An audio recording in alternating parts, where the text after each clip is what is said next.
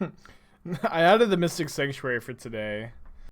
Immediately drawing it and feeling bad about it.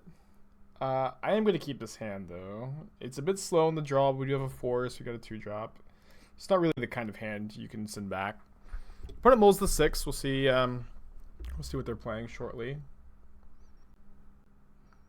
They keep 6 cards. They play Windswept Heath. Gotta imagine this is the Heliod combo deck. If my opponent plays a turn 1 Sprawl, I think I am going to force. What are we pitching, though? What are we pitching? I think it's actually going to be this Uro. Maybe we pitch the Teferi because we actually don't have white mana. Yeah, I guess that makes a little more sense. We have you know, 2 bounce effects anyways in hand, and I like forcing there on the draw with kind of a slow hand, and you know, when they mulliganed as well. You know, we're even on cards now, but hope maybe we get to make them stumble a bit. Path is okay in this matchup. You know, a bit better when you have white mana. See if they have a turn 2 play. Ooh, Spellskite is actually really scary.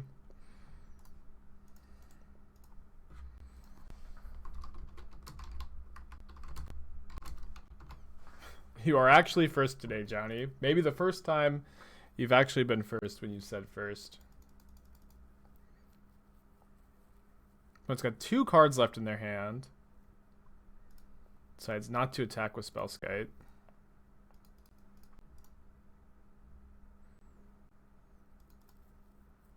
Okay, did find some white mana. I think we're just going to Uro here. Omens Over Blossom is interesting. I find green mana much interesting to cast. I've definitely been thinking a lot about it. I do think that white is a slightly better color because of Sword of Feast and Famine. And you also want white early anyways because of Skyclave Apparition, but it's close. Like, I've been trying to, you know, wrap my brain around it, and the differences are so small, it's just been tough to figure out. Mystic Gate would let us go Skyclave plus Ephemerate next turn. Okay, they can ooze my Uro. Not the end of the world.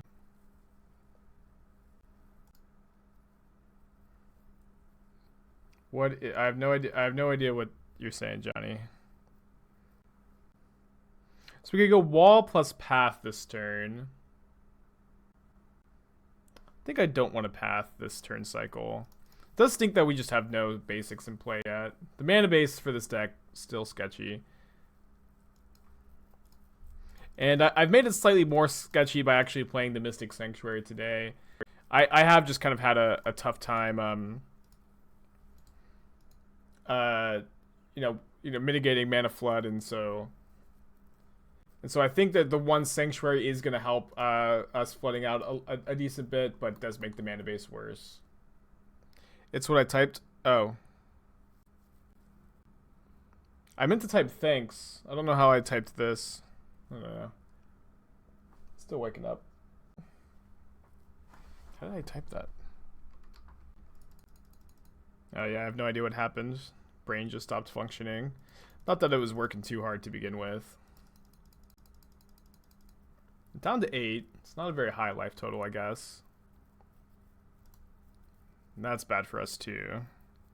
We could draw a land though, and if we can Venser the Ballista and cast Ephemerate or Path this turn, I'm gonna feel pretty good. How do we feel about double Ephemerate? I feel okay about it. Let's just pass it back. Welcome, Spikelings, to the Shark Typhoon. Colin, 10 months in a row. That's a long time. I appreciate you, buddy. Hope you're having a good day today. So if they just go Conclave Mentor here, or so if they don't play a land and they just play Ballista on 1, we'll exile the Conclave Mentor, and then the Ballista on 1 isn't that scary. And then we can go like block Ranger Captain, Ephemerate the Skyclave again. I guess maybe we actually need to Skyclave the Ranger Captain because they can sack in our upkeep to stop the rebounds. Yeah.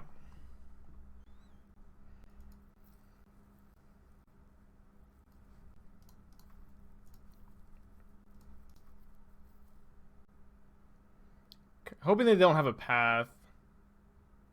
Because then we don't get both triggers here. Okay, I'm going to target the Conclave Mentor first. To see if this resolves.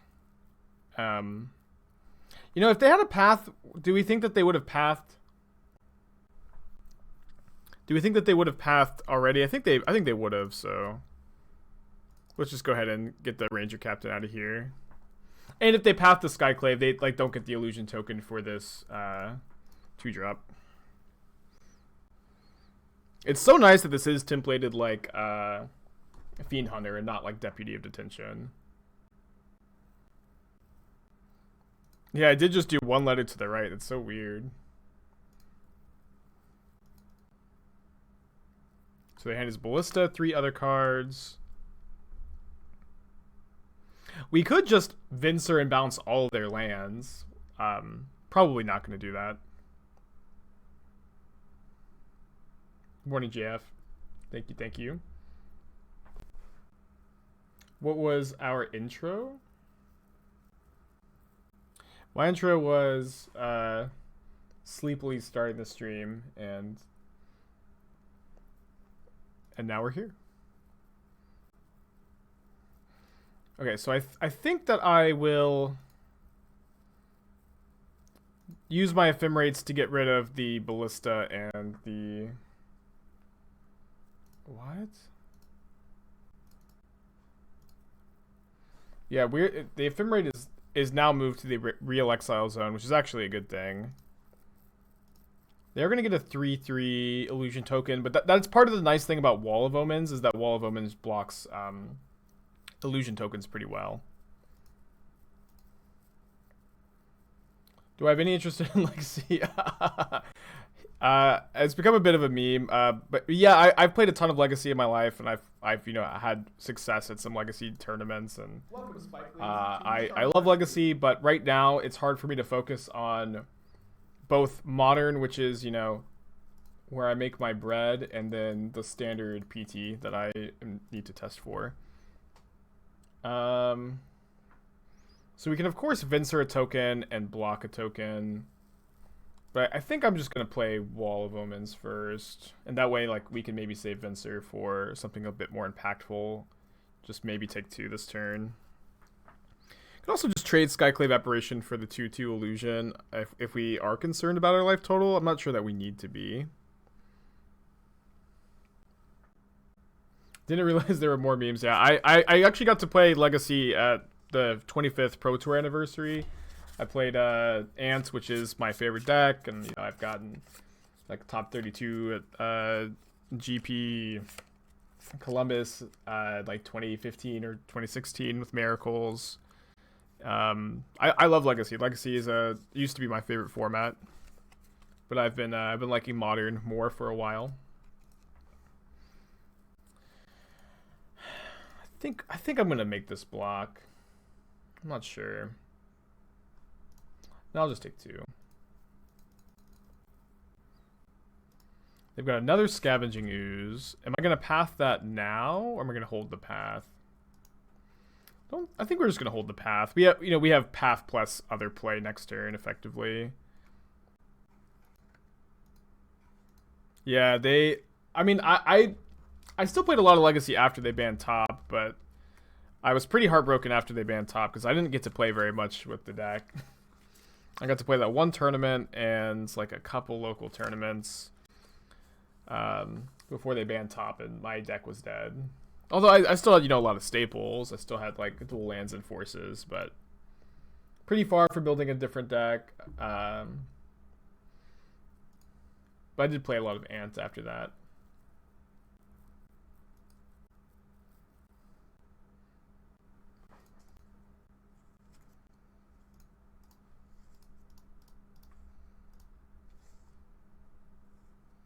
I'm going to path the Ooze. I'm going to take this block now.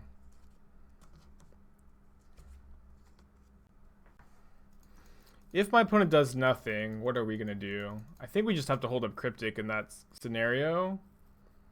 Because them doing nothing means they have Coco.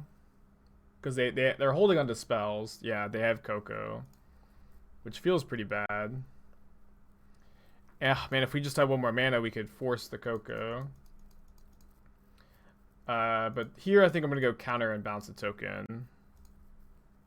Assuming they cast it, of course. Oh, they don't have it. Okay. So maybe we'll... They have Eladamri's Call? They have Eladamri's Call in their hand. It's going to be tough. Just so close to pulling ahead here. Alright. I'm going to Venser the 3-3, block the 2-2, and eat the Arbor Elf is my plan. If my opponent paths my Venser, I think we just allow that to happen.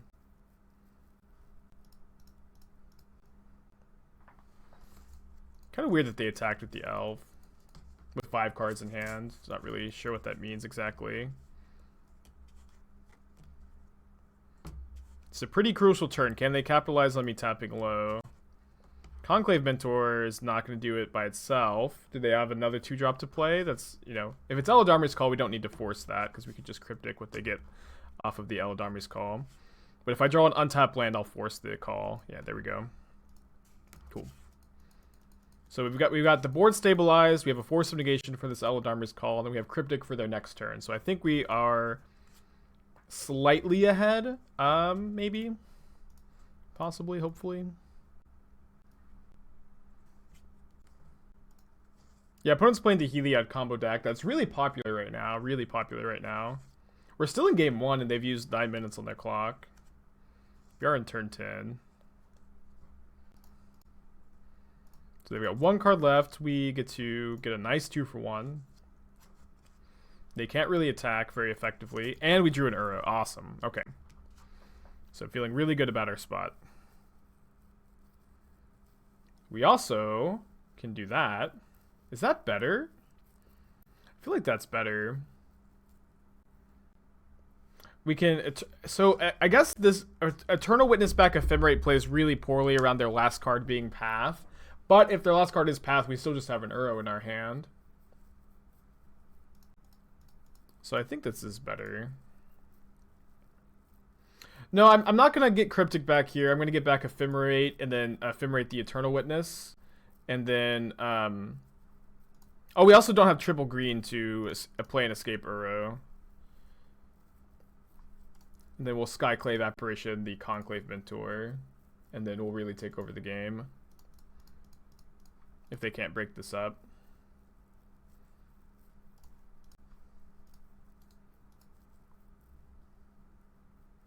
Yeah, just Ephemerate Eternal Witness is really, really tough for our opponent to come back from in this kind of spot. They're, you know, they're top decking. They need to have like a Ballista for 3 here. They do have a Ballista for 3. What do we do about it? Do we Ephemerate the wall? Do we try to get counters off the Ballista by targeting Skyclave? They have their own Skyclave. They're targeting my Eternal Witness. I think we're just drawing a card. We could bounce the 2-2, but I don't think the 2-2 matters very much. And we kind of want to draw a green so we can escape Uro.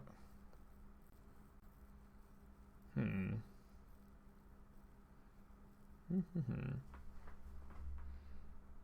of just want to Ephemerate and Time Warp here. Let me see what I draw off the Time Warp. Maybe if we draw a green source, we'll just play Escape Uro and then Time Warp next turn. Yeah, that sounds a bit better.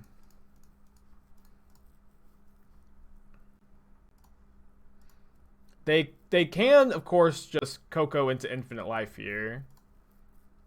You know what? They can Coco into Infinite Life, and which we can't beat. So let's try to find some interaction here instead.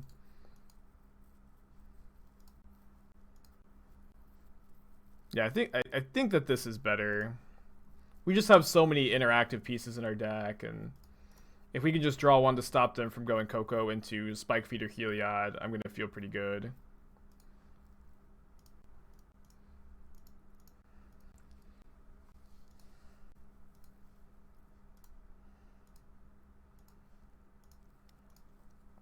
Opponent says so much value. Little do they know I've spoken their combo into existence.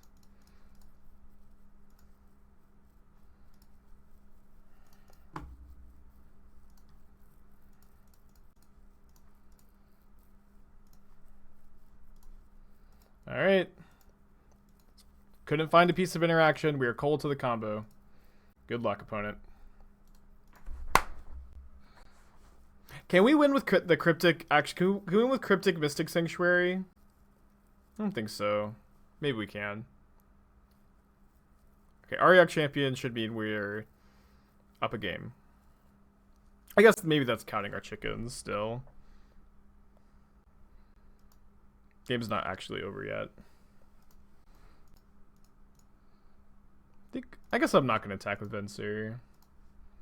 Kind of would like to, if we draw an Ephemerate. Right, now the game, I think, is over. How's this deck? Have I added Sanctuary? I have played a Sanctuary. I've added a Sanctuary. I do think the Sanctuary poses some... Do I want to bounce the Sanctuary, actually? Like, the Sanctuary is tough on the mana base, like, to draw it. This mana base is already bad. Have I played a land? The mana base is tough, and so just making it worse is by playing a Mystic Sanctuary is also something I feel kind of awkward about. I'm picking up. I'm gonna Time Warp and attack again. Maybe it's better to not do this, but this feels fine.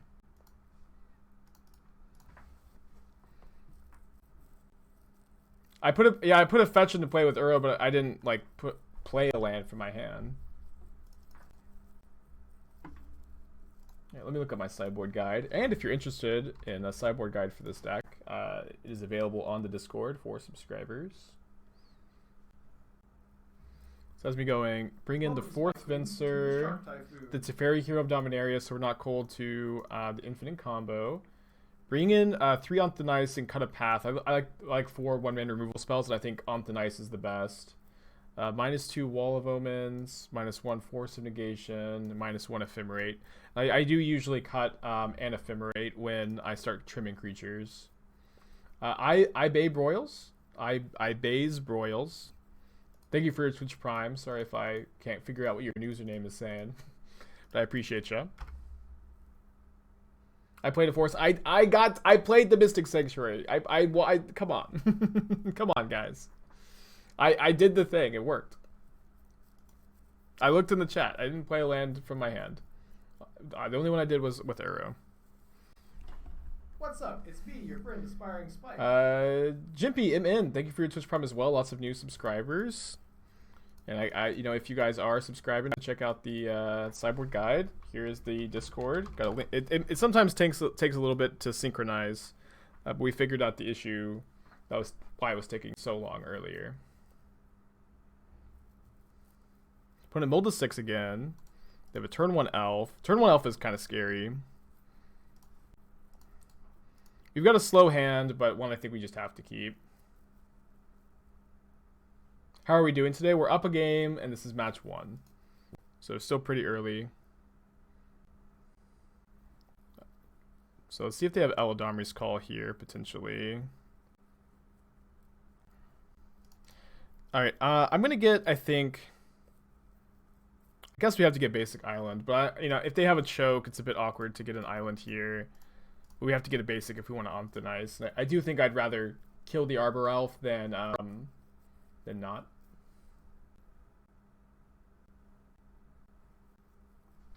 So we'll see. We can probably Skyclave anything that they Eladamri's Call for here, unless they have like some spicy tech. They get their own Skyclave Apparition. I see. Interesting. To get my Onth the Nice, which is kind of fine. Yeah, I think Onth the Nice is really good. We have some snow synergies with Ice-Fang, and I just think Onth the Nice is a very unique effect, being like a really efficient 1 mana white removal spell. Mean Lizard, 3 months in a row. Welcome back. Hope you're having a good day today. Appreciate that, buddy. Ooh, the second Skyclave is nice. Skyclave Apparition is just so good. So good.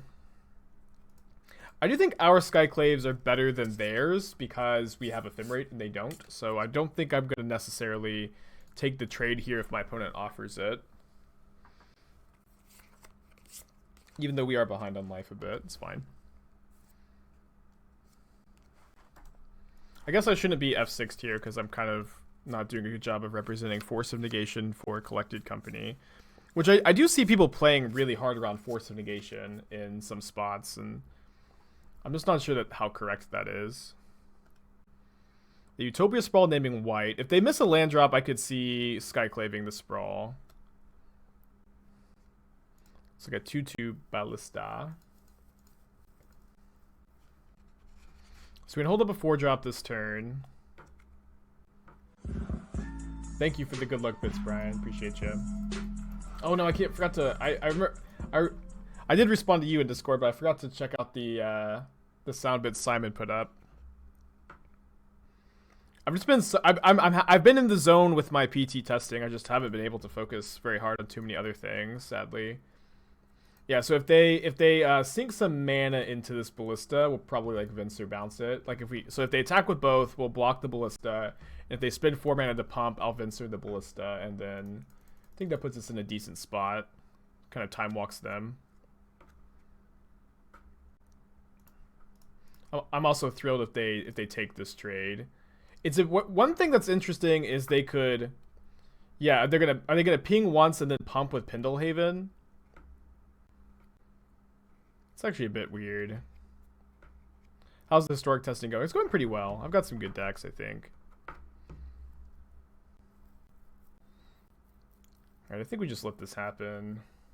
It's a bit weird. Cool play, for sure.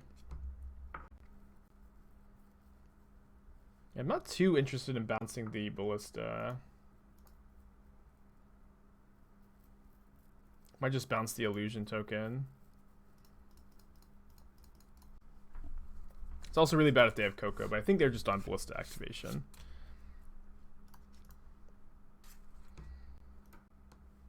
Yeah, I've seen the Salte deck. Nassif's been playing a lot of it. I've been watching him stream it a little bit. That one seems pretty good. Yeah, I think we need to go Skyclave plus Wall this turn. I guess we should play Wall first. And this is going to help us stabilize the board, but it is, of course, a bit vulnerable to them, like, Cocoing into Heliod and having another Ballista. But we're no longer cold to Infinite Life. We have an out to Infinite Life with Teferi, Hero of Dominaria, so we don't need to be so afraid of that combo here. Cool. I'm totally fine with them just pumping Ballista and killing either Venser or Skyclave. Doesn't really matter too much.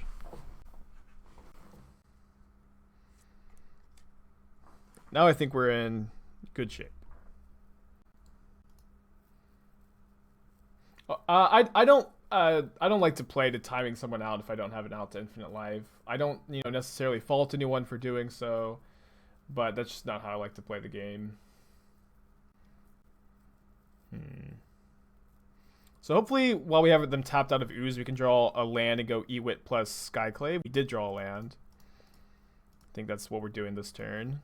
And I think we just Skyclave the Heliod to not lose the game. And we can maybe double block this Scavenging Ooze. Could maybe triple block too. This is round 1. We're up a game. And the clock is a consideration here. But I will always concede if I feel I'm 0% to win. How many 1/1s do they play for Pendlehaven? They've got Ballista and Arboreal for the main ones. I mean, the cost of playing Pendlehaven is also just, of course, not that high. Alright, so this Ooze is effectively a 6/6, but we can triple block and feel kind of bad about it, but I think this is a block we have to take. And then they get a 3/3 illusion token, which is also not great for us.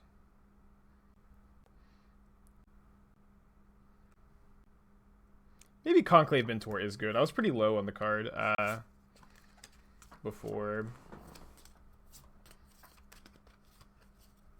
It's been like more and more impressive to me, I suppose. That's a pretty good draw. I think we're gonna, you know, like just take 4 at first, and then we can. Or actually, never mind. Let's just Venser. Let's just venture the illusion token now, and then commit to taking 2. And if they have something big to play, we can ephemerate Venser. But I don't want to Venser like in combat and have them respond with a Coco. I'd rather, you know, be able to respond to their Coco. Yeah, thank you, Koki. It's got 2 cards in their hand. One of them is a Ranger Captain, which I am not very interested in letting resolve. We'll see if their last card is exactly Path to Exile, which would be really bad for us. It is not, though. It could be an untapped white source to replay the Ranger Captain, which is not the end of the world by any means. It's a Utopia Sprawl, which is a mana source, but not an untapped white source. And we could you know, bounce one of. I think if they had put the sprawl in the second sprawl in a land, I would have Vensered it. But I think I'd rather draw a card with the sprawl split up, and we know their one card is a Ranger Captain. That's a fine draw, and we have the Ephemerate in the deck now, so we can actually play Ice-Fang, Cryptic, and Ephemerate this turn. I built the mana base to play 1 Mystic Sanctuary. I'm still like kind of medium on it, but they're just having a lot of games where we just need to draw 1 more spell, and we flood out pretty badly. And that is, you know, kind of the main thing Mystic Sanctuary does, is mitigate mana screw and mana flood.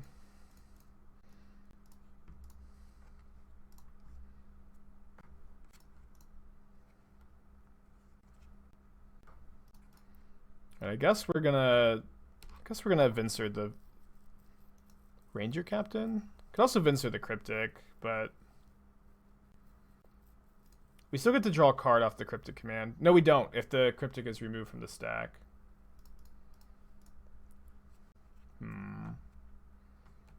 Tough spot.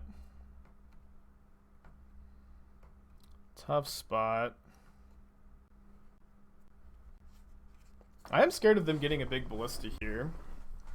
Yeah, I think we're just gonna Venser the Captain. Opponent says ouch. I don't think this is as bad for them as they think it is, though. The fact that we just don't get to draw a card off Cryptic feels like a big deal. And they drew a land off Veil, so they get to cast Ranger Captain anyways. Maybe we did mismanage this. Because even if we find a counterspell for Ballista, they can still play it off of Ranger Captain. Why not let Cryptic resolve and then Ephemerate? Well, that was way better.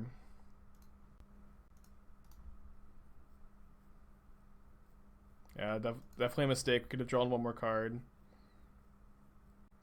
The deck has bailed us out with almost just the 2 perfects, really.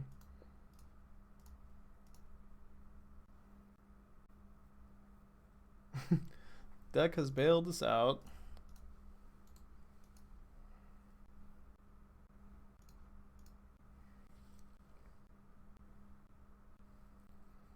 Alright, let's see if their top deck was Veil of Slimmer.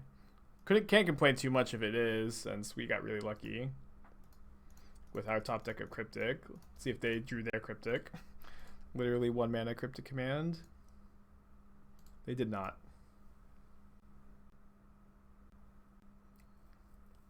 Pretty big top deck here. Only 1 Mystic Sanctuary. Maybe we should be playing 2.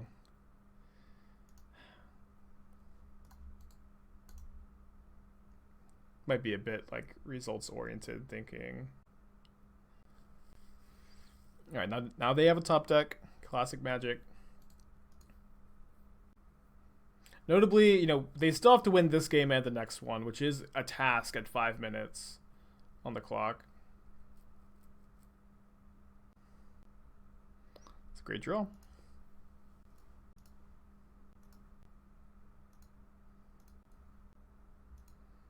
Maybe counterbounce Sanctuary. Bouncing Sanctuary is just not very good usually when you don't have any card advantage in play. Although maybe if we wanted to play around Veil of Summer, that one turn it was better, but not the last Cryptic we cast. But like Bouncing Sanctuary just usually is, in my opinion, not that great a line if you don't have like a source of card advantage in play. When you're top decking, it just usually isn't very good. Okay, so we're 1-0 in the challenge. Awesome, awesome. Let me put that up on the screen. Keeping this.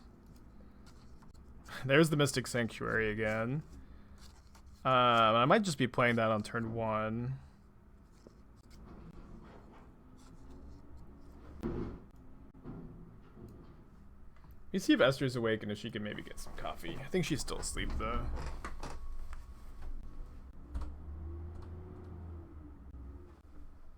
Yeah, she's still asleep, but my opponent's not here yet, so I'm gonna get some coffee for myself. Be right back.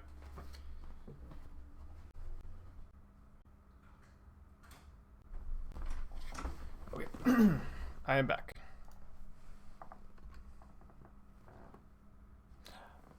Oh yeah, every time for whatever reason, my taskbar, I keep accidentally floating around. Okay, opponent says they had the stream open and they saw my hand, so they said they're playing through prowess. Which is a good matchup, I think. Maybe less good if they know, like, what's up. Yeah, good guy OP for sure. Let this resolve and maybe we get to Remand Stormwing Entity or Sprite Dragon here.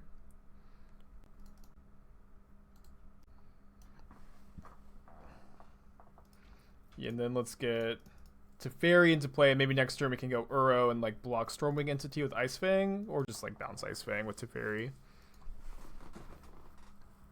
Our hand's been pretty good. Yeah, they knew about the Remand and they just played into it anyways. Gotta respect it. I'm glad you like this one, Energizes. I like this deck a lot too. I think it's good. Alright, so let's actually bounce the Soulscar Mage.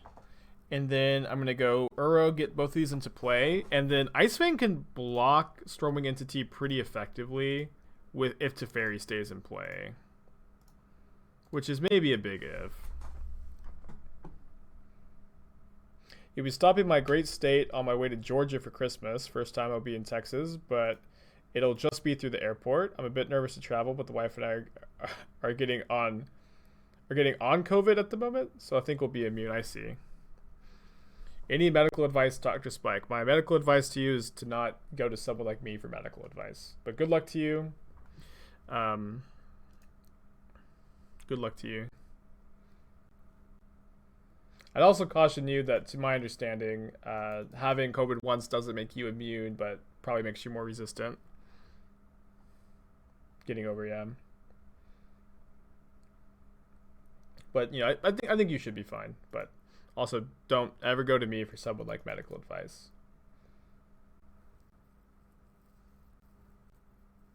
Man, double Stormwing is pretty scary, especially because this Ice-Fang is just not going to have an easy time blocking it from here on out. Ephemerate is interesting.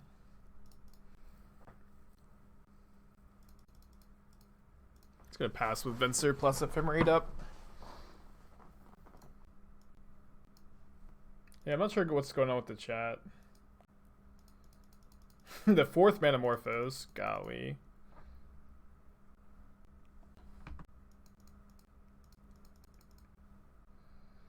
They bolt my Teferi, which is pretty smart.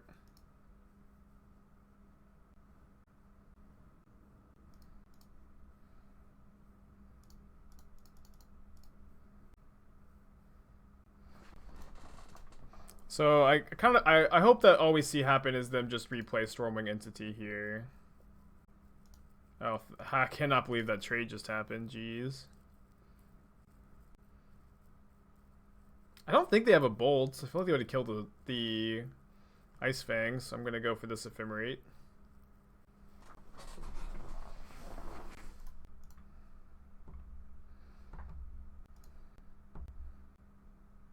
They have a light up the stage, though. Into a Bedlam Raveler, golly. Okay, well we do... I mean, the Raveler is going to be a bit awkward with all of these threats in their hand, hopefully. We could maybe actually go after their mana. No, they've got too much mana.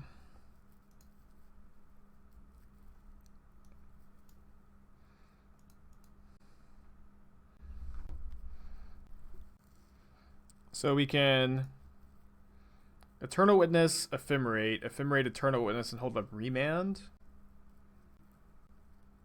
Remand does seem decent at the moment. Maybe just better to escape Uro. Let them do their thing.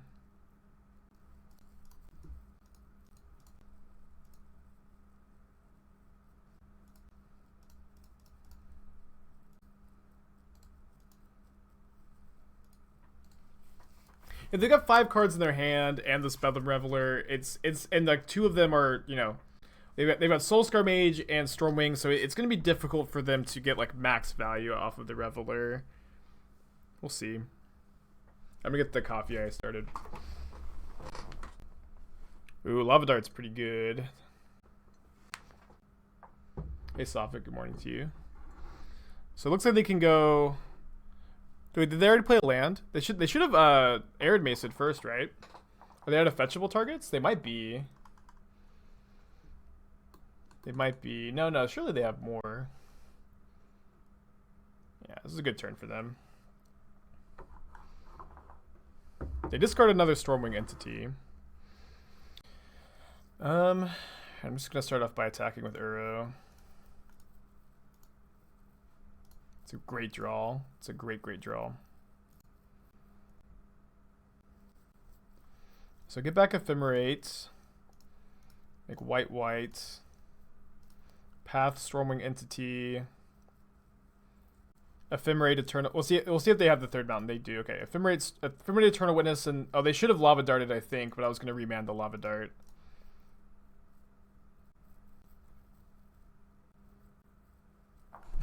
When the game reaches turn 6 and you're still at 20 against Prowess, yeah. Yeah, opponent definitely a good sport.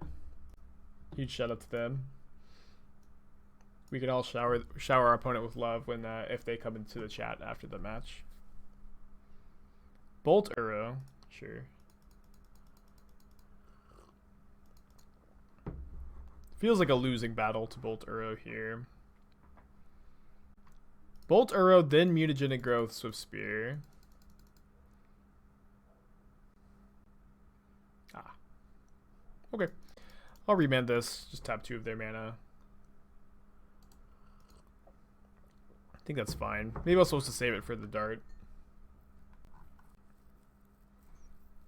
I think I'm just going to chump the Swift Spear. And they Burst Lightning the Uro. Are they also going to Lava Dart the Uro? I think I'm cool with this.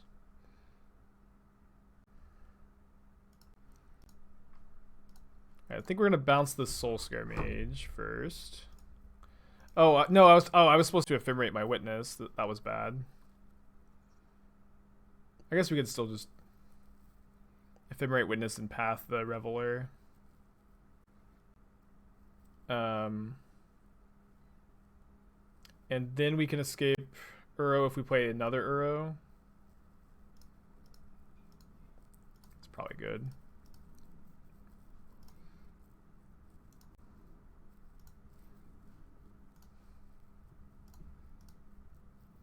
Oh, no, we don't have enough mana. We're 1 mana short. Oops. So we can try to hit the other land by playing this Uro. Although I feel like it's probably going to be just a bit better to Witness back, Ephemerate Witness, and hold up Path. Oh, no. Sorry. So many mistakes. I think we'll still be okay, but I meant to get the other white card. Need to drink the coffee faster. So one of their cards is Soulscar Mage. We've already gone through 2 Bedlam Ravelers, which should be, you know, almost all of them. Just see what they have. And Opt is pretty good. Opponents had a great draw, but you know, this matchup is real good. Like this is one of the few decks I've ever played that feels like it can beat some of the very best draws that Prowess has. Like opponents cast 4 Manamorphose, 2 Stormwing Entities, 2 Bedlam Revelers, 2 Swift Spears, and we're still like pretty ahead. Maybe not. Maybe not. So I guess we need to target the Venser, not an Eternal Witness, with 2 Lava Darts being revealed. Teferi bounce our own Witness. Well, we'll just see what happens here. They're going to Lightning Bolt the Venser. Then we'll make them use... Oh, right. We didn't. We only did that once. Okay, so now I will play Teferi. I'll try to wake up a bit. Play Teferi, and then, you know, make them respond if they're going to respond. They kill one Witness, and they'll probably kill the second one too. And then we'll get to escape Uro.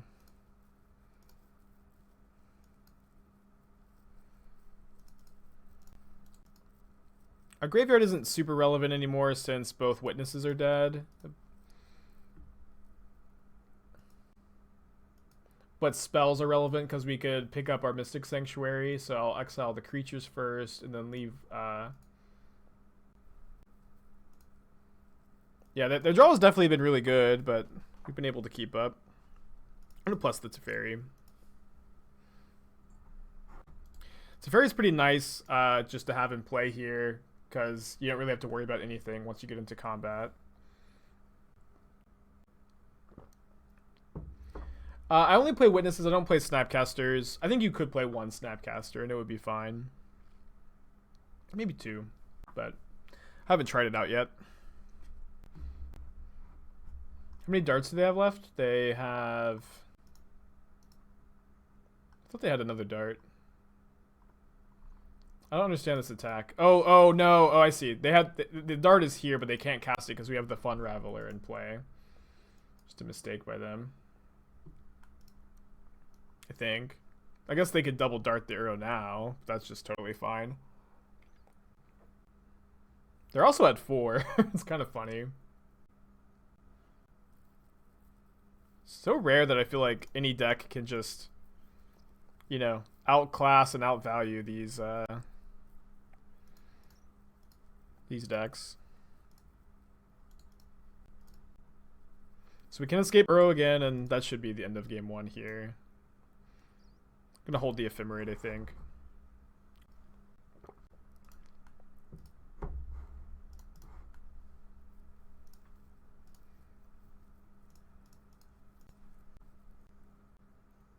Alright, I'm going to pull up the sideboard guide again. Alright, so -3 Remand, -3 Force, -1 Time Warp, +2 Aether Gust, +3 removal spells. And this also has me bringing in Hero. I guess that makes sense. You know, I often like to cut the Time Warp for the Hero in matchups where you're trading resources pretty aggressively. Just to have like a 5-drop to kind of go over the top. So I'm going to trust my past self on this one. I only have 1 Sanctuary in the deck, Alaz, right? I thought it was already in play. Maybe it wasn't. If it wasn't, you're right. If it was, I'm right. Woohoo. I think this hand is okay. It's a bit slow on the draw, but both Uro and Skyclave are 2 of our best cards. I think I'm going to keep. Of course, the most important thing at any moment is determining who is right. Of course, goes without saying.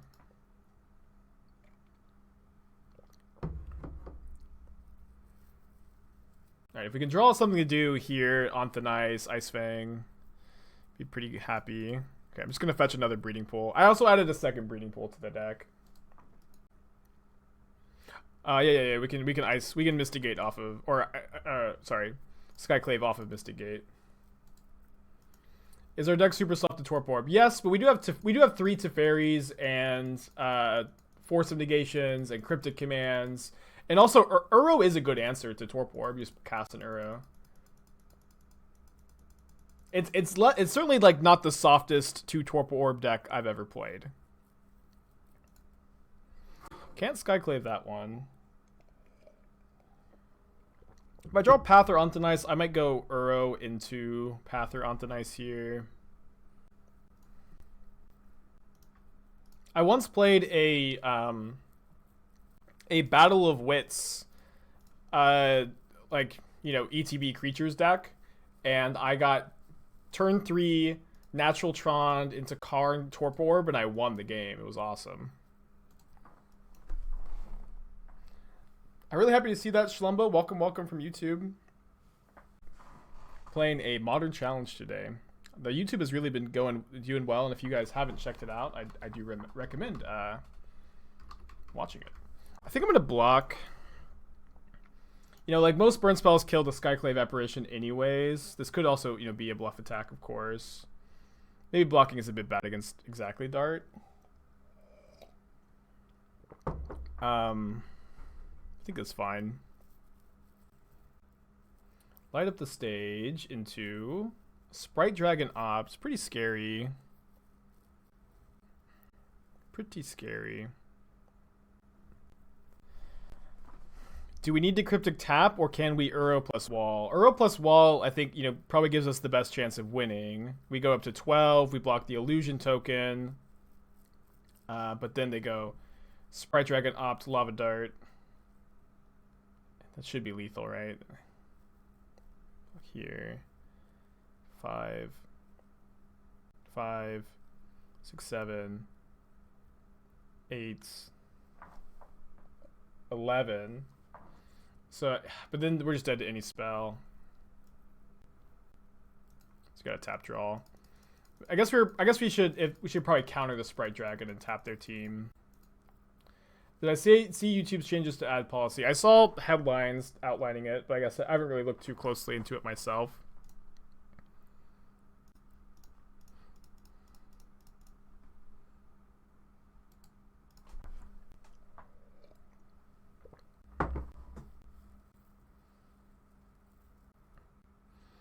Card on top with Opts. Probably was not that Spire Bluff Canal. So if we draw a land off of Uro or Wall, we can go Uro, Wall, Path. It's probably good enough for me. Of course, if we miss here, then we're just going to Path. But thankfully, we didn't miss. Do have to do this main phase, but I guess we don't have to do this main phase, but it probably is better to do it main phase because these decks do usually play Spell Pierce. I'm not that interested in getting blown out. Gonna start playing ads on non-partner channeled. That's a bad look for sure. Yeah, DW, you can always exclamation point deck and get the current deck list. Also, hello, Ross. I don't think I said hello to you. How you doing today?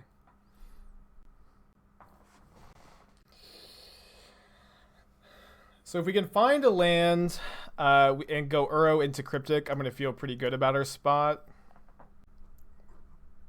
Why no Soul Herder? So, good question. The idea, one thing is Ephemerate has kind of always been better than Soul Herder. And when you play Soul Herder, you have to play all creatures for the most part, and it's very difficult to play interactive spells in addition to Soul Herder. But if you cut the Soul Herders, I think you get to play, you know, good cards like Cryptic Command and Remand and, you know, more Force of Negations, just counter spells. And I've liked this build more than, you know, more traditional Uro shells. Or, sorry, more traditional Soul Herder shells. So I think I'm going to tap their team and draw a card on their upkeep to play around a counter spell drawn for turn. And get a Prairie Stream here, I suppose. If they already have a counterspell in their hand, it's, you know, a bit unfortunate, but I don't think we're dead on board. They don't have one. Yeah, I've been meaning to try out the, you know, the 80 card Soul Rider with Omnath. I built some versions. I just haven't actually sat down and played it yet. I do have some commands for questions like that, but I usually my mod team helps me with that. This is the one non-blue fetch, so sadly we can't get back Cryptic this turn.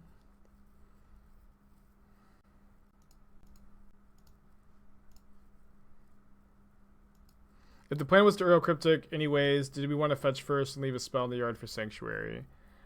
Maybe we did. Maybe we did, yeah. I think it sounds better than what I did.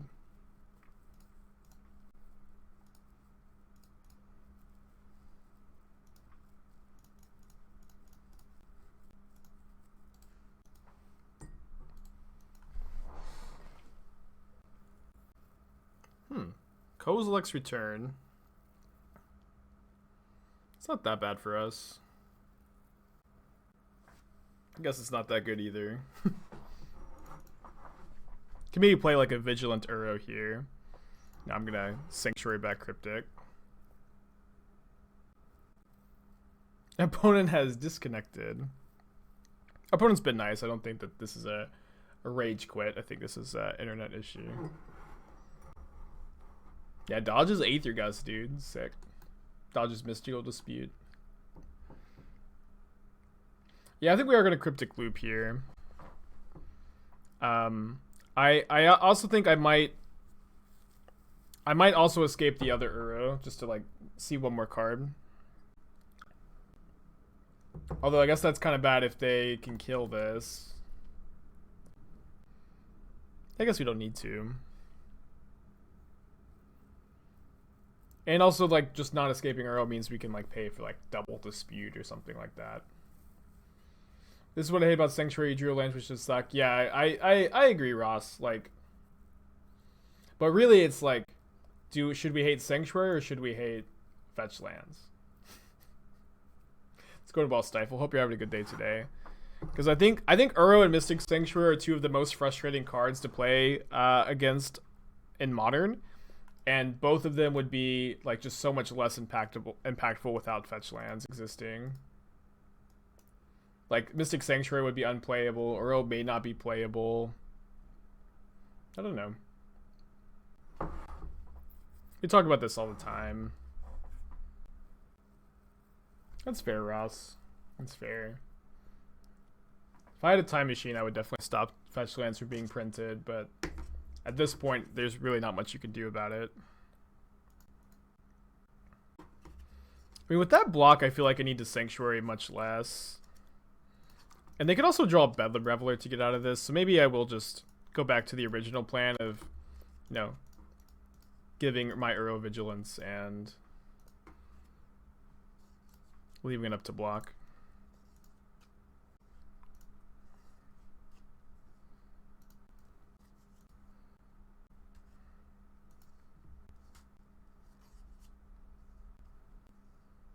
Yeah, I guess that's also like a good point. Is like this would have been a pretty easy fix to just not make it an island.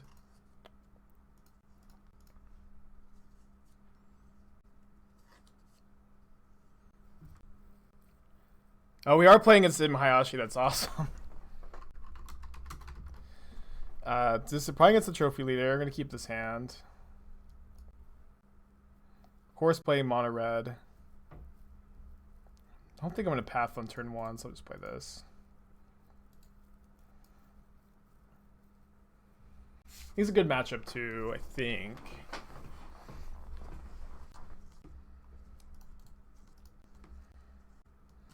How many matchups have been versus mono red? I can't remember what we played against in round 1. But last round we played against blue-red prowess. So this is our opponent's deck is a Blood Moon deck. I'm going to go ahead and get a Prairie stream, and then I'm going to play Teferi and Plus, and that way we can bounce Blood Moon.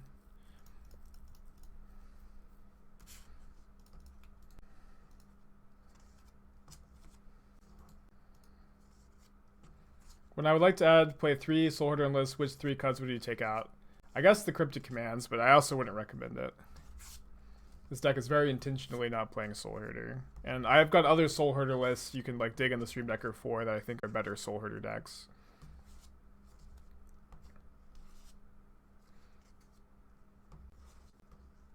Cool, we'll take the 2 for 1. It feels like our opponent is trying to set up for that Blood Moon. So I think we can maybe, you know, try now that we've drawn another land here to like get island off of this and plains off of this. No, our opponent's playing this is the trophy leader who plays a very interesting version of mono red prowess that's more of like a mid-range control tempo deck.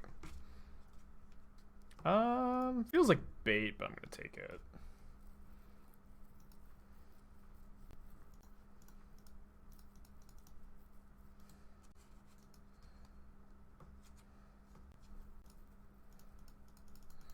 Zero mana Explore is pretty good.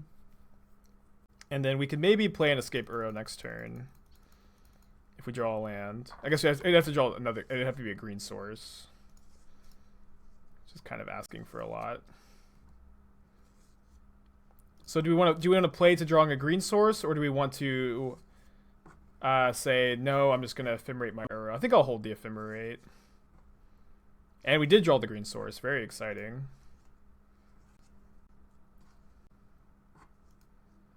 Although we won't have white mana if they have Blood Moon. We could maybe wait a turn on Uro to remand Blood Moon.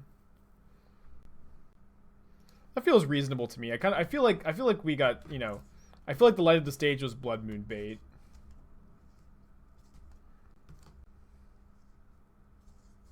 Okay, no Blood Moon. Yeah, remand is pretty good against this Obosh. I don't think we need to worry too much about Soulscar Mage. I'm gonna get my second forest here. Cool. And now I'm going to Mystic Sanctuary back Cryptic Command. Oh, Mystic Sanctuary is already in play. Oops. Just get a Plains then.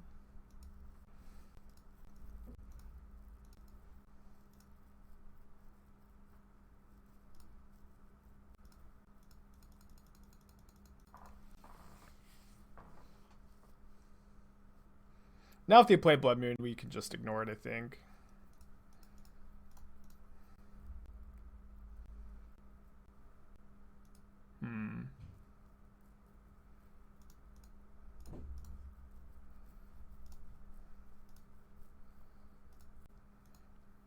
So we can respond to the rebound trigger with Ice-Fang here. To get to draw the card off of this Ephemerate.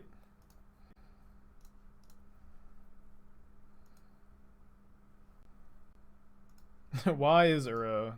An excellent question.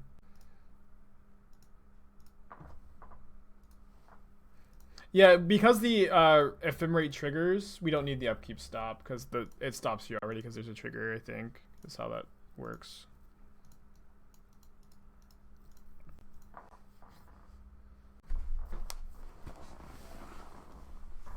I mean, our opponent's deck is a version of mono red that's just kind of comfortable getting to a lot of lands. So our opponent's hand is currently Obosh, and just that one.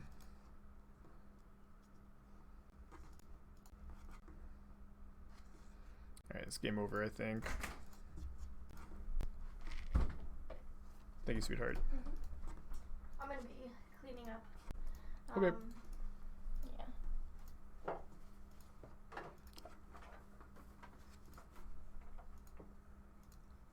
Oh yeah, you said it's virtual tonight, D&D, right? Okay, I'm still cleaning. Okay. They drew another land, so unfortunate. Thanks, Matthew. Just got it.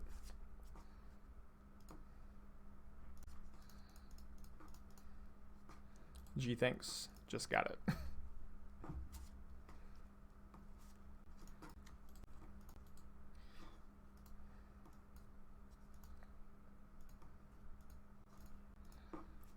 Let's go up to 35 life.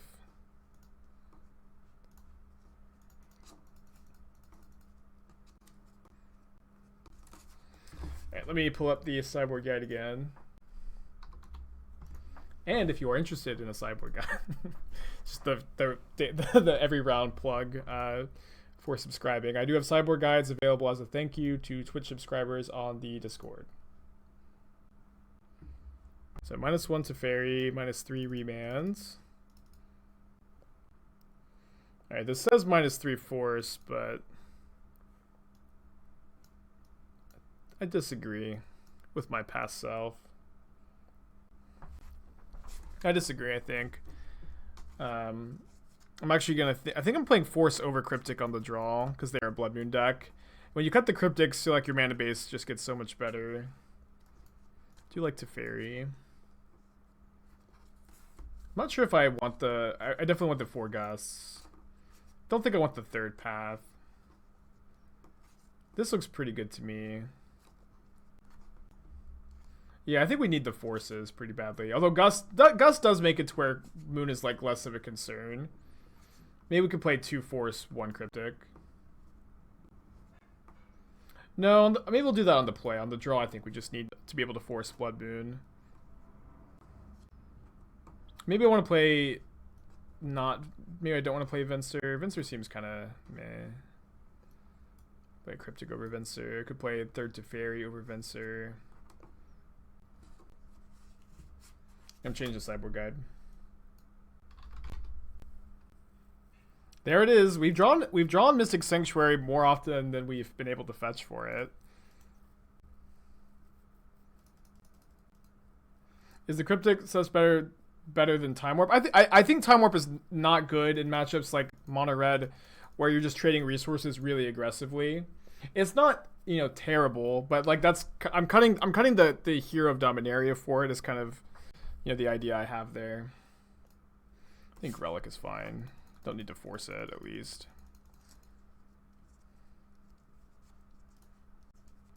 Okay, that lets us get basic Forest. Yeah, and you know, drawing Mystic Sanctuary is like the reason why I haven't been including it, and so, you know, you can at least see the downside.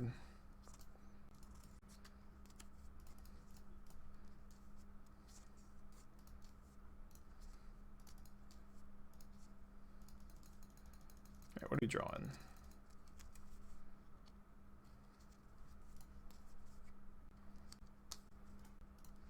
I think I'm just going to cycle these Ephemerates while it's safe to do so. And we can maybe, if we draw another blue card, feel kind of comfortable fighting over a burn spell on Ice-Fang.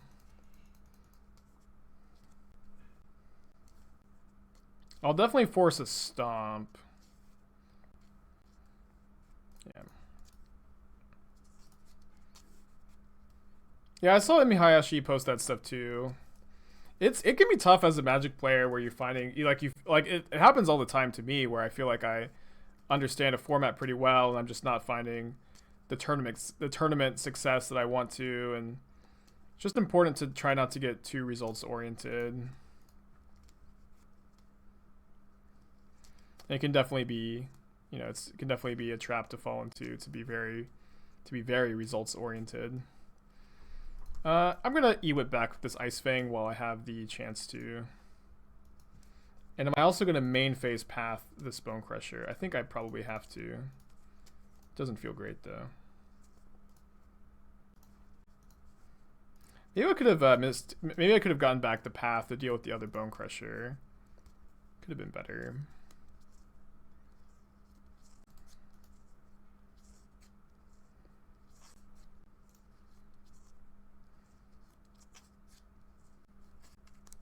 It's got 2 cards left. They got Bone Crusher, Obosh, and Relic though, and Blast Zone, so a lot of gas. They put the Obosh into their hand. So I'm probably gonna want to take 4 and then Cryptic the Obosh. And then maybe next turn Ice-Fang can handle the Bone Crusher. Our opponent's playing, this is the trophy leader who plays a very grindy mono red list that plays a lot of ways to mitigate flood, and so they play a lot of lands, and they're pretty comfortable getting up to a lot of mana. And you know, they're also the person who made the list, Im Hayashi, absolute legend.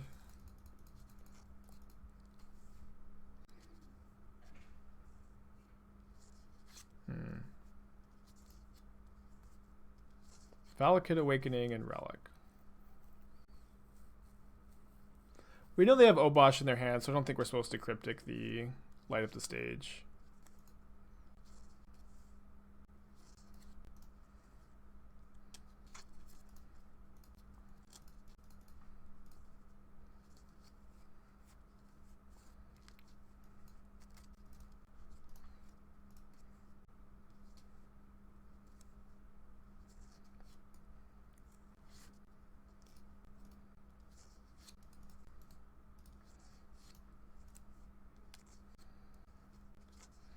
Am I gonna gust this Valakut Awakening? I might. If I gust it, they can just draw off of Relic though. It's probably fine.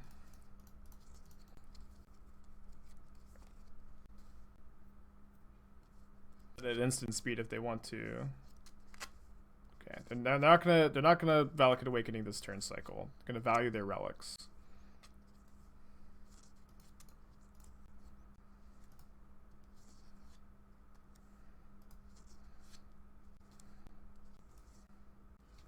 Don't really want to Skyclave a relic and just have them pop it. It's gonna pass.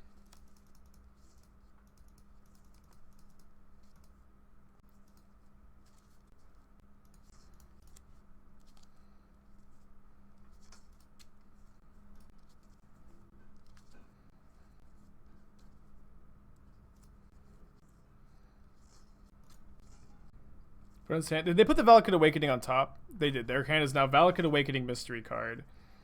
So I think I'm going to chump with the Eternal Witness here. I guess, and then we can Ice-Fang and...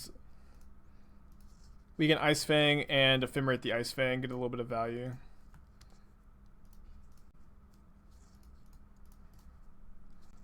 Best draws maybe like Teferi, Hero of Dominaria.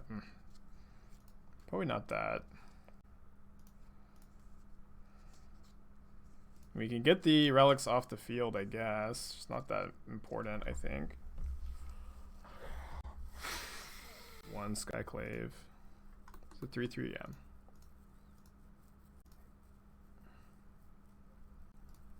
We did win game 1, yeah. Getting this means they can't Valakut Awakening. They can't put counters on Blast Zone if they crack the relic, so... Seems good to me.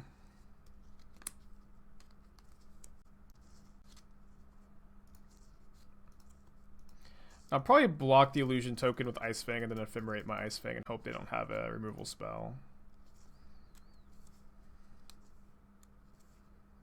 Awakening, 3 unknown cards. A lot of their removal spells are sorcery speed. They play Firebolt and Flame Slash.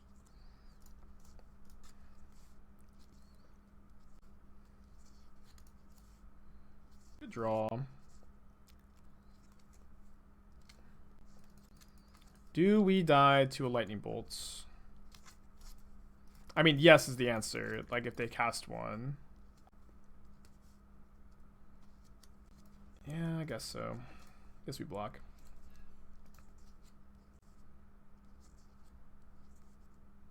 With Obosh we have, I forgot.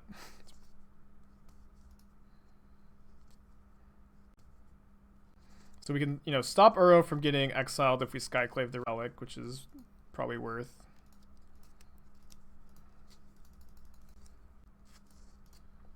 How have I decided to move to remands from standard Mana League Logic? Not as long as Veil of Summer and Uro are legal, I'm going to choose to play Remand over any other 2-mana counterspell.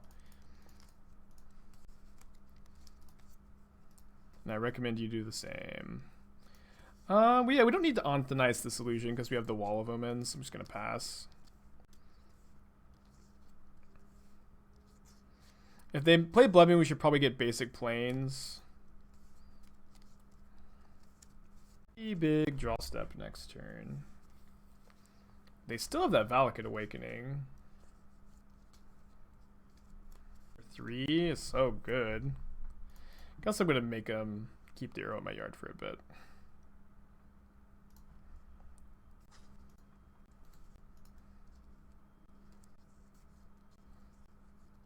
Soulscare Mage, but they're not playing the Swift Spirit, so they can hold up Relic.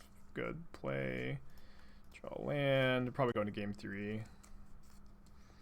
We do get to be on the play for game 3.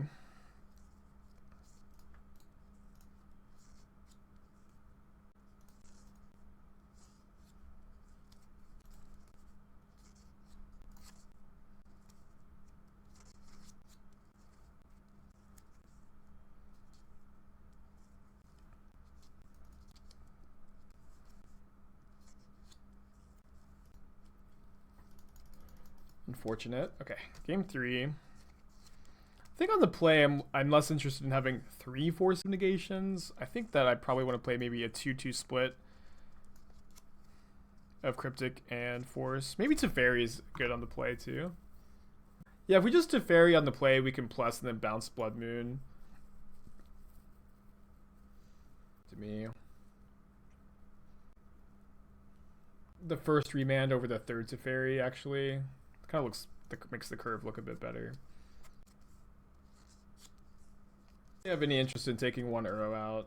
I know that they have all the relics in the world, but Uro is still like a really good card of the matchup, and Uro still cycles and gains 3, which is fine against the red deck, I think. Man over the first negation is better. I think I still want the first Force. Force is like way better on the draw though.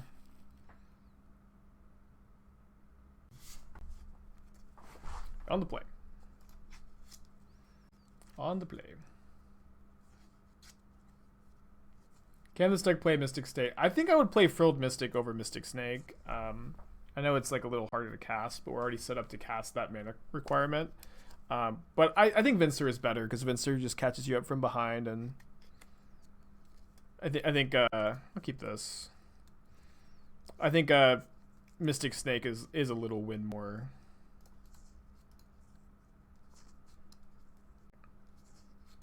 How hard am I going to play around Blood Moon?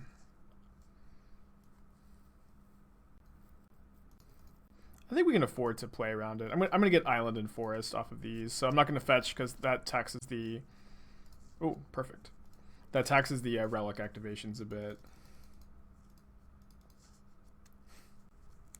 Like 1 or 2 Mystic Snakes is like the worst thing ever. It's probably fine.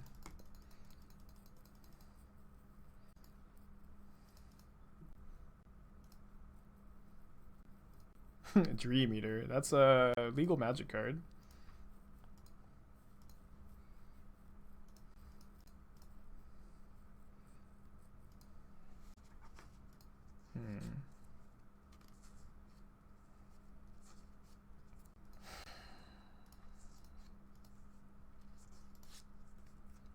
Let's get basic planes and then plus the Teferi. See if they have a bolt or a dart. They don't. It's good.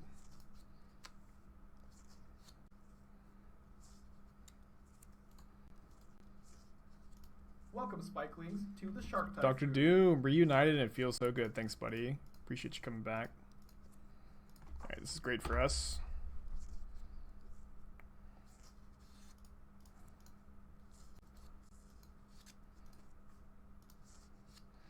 If my opponent just replays Blood Moon, I think I'm just going to triple Ephemerate and not worry too much about the Blood Moon. Draw 6 cards.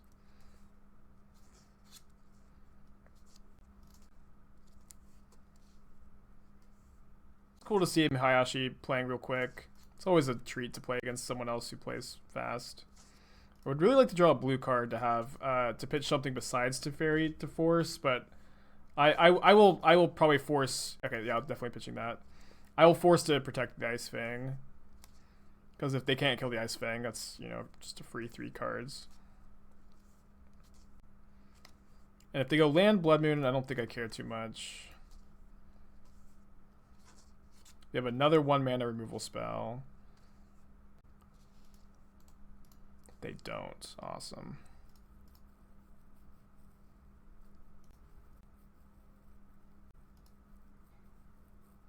Draw a land to go Teferi into Aether Gust. It's going to be really hard to lose.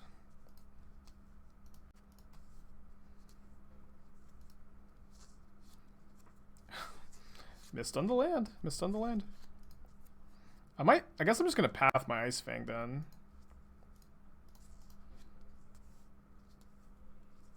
So we don't have to discard, and we need a land anyways.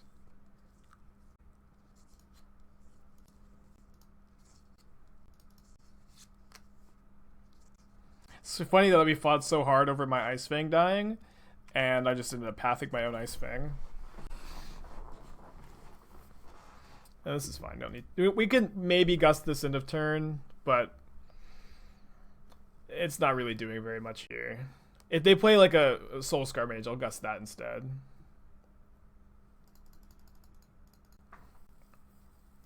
I think it's probably worth gusting end of turn, but yeah. But Teferi with 2 more gusts in hand is pretty good. They put the Blood Moon on the bottom, which makes sense. Teferi is usually better in post-board games, which is why you see me play 1 in the sideboard in a lot of lists, and just because people play slower cards like Relic, and so you can kind of just play the very powerful hero of Dominaria.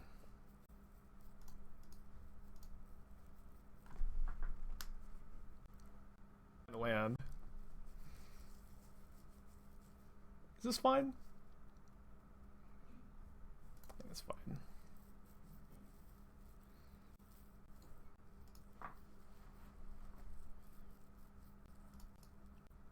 There's a land. So if they play Spyro, I'm probably just not going to gust it.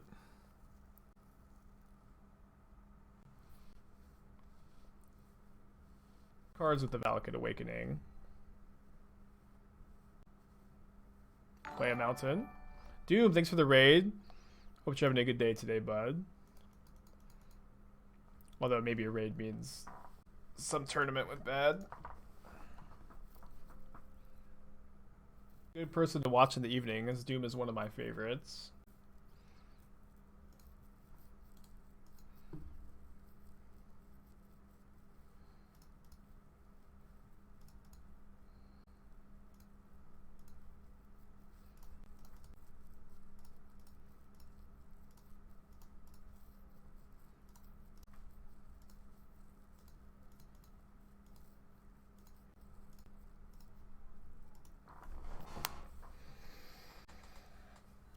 Let's do a Teferi ult.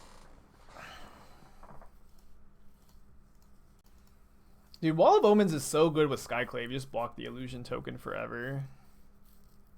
It's basically Splinter Twin.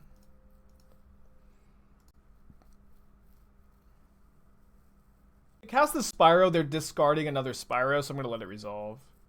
Oh, they cast 1 from their hand, of course. Yeah, I think I just need to hold up the Gust for maybe forever. Demon Souls. I've never played it. I know, of course, it's out for the PS5, which I don't own, but I'm interested in playing it one day.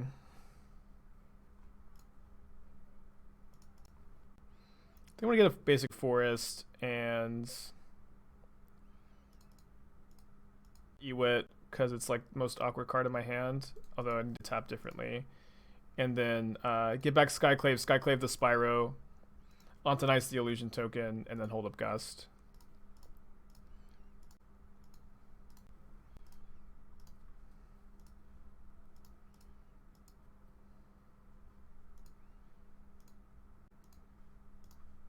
I will ultimate this Teferi next turn if I'm given the chance.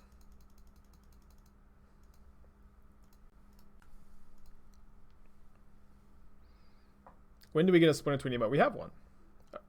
It's right there. I'm going to stomp my Skyclave, which is kind of surprising since I have a Teferi that can ultimate. These are fine. Although they're definitely like worse on the draw.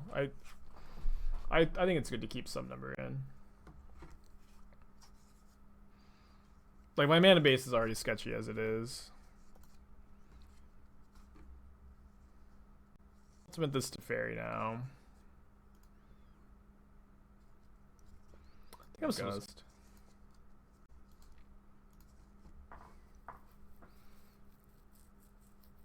Evan, 10 months in a row. Thank you, bud. Hope you're having a good day today. Another, like, my two favorite evening streamers, Doom and Evan, both in the chat.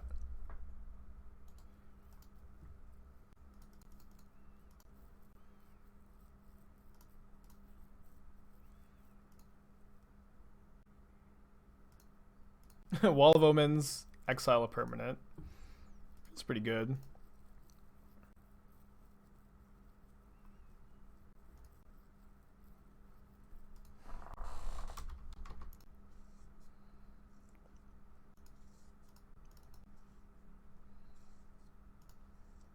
Really good, Evan. I got second place in last week's challenge. I think we're going to be 3-0 today. How many Spyros is that? Is that 2 or 3? I think it's just 2. If there's any coming back from the Teferi emblem in a spot like this. Second Blast Zone would actually be pretty awkward. If we don't draw a cantrip or anything.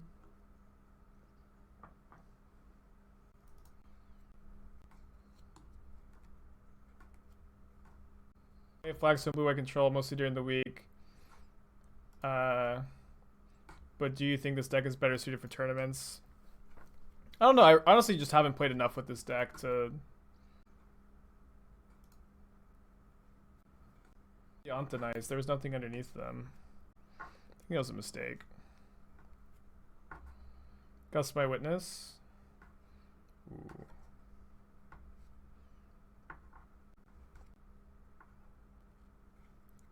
I think they thought that they had creatures underneath here. I think I'm just gonna hold the Gust.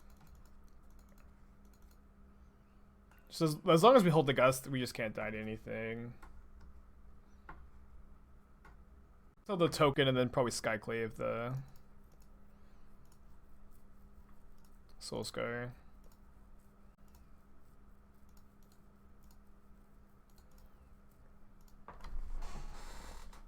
Can Gust Witness to play Teferi, but and like that, I feel like it's almost impossible for us to lose no matter what.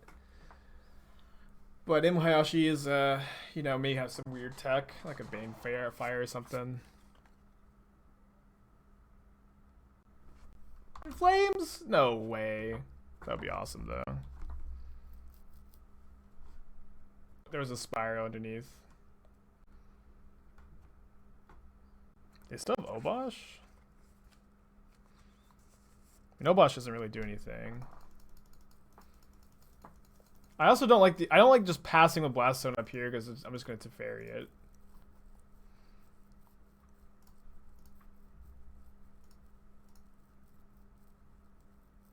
I guess now I can Sanctuary back Gust, so I'll be a bit more aggressive with the Gust.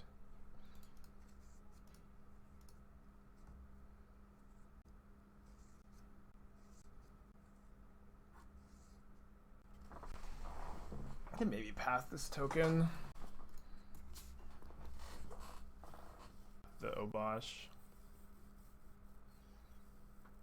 Simon, how are you doing today? Oh, what do you... Sorry. Yeah. I don't think I'm supposed to make the Teferi play.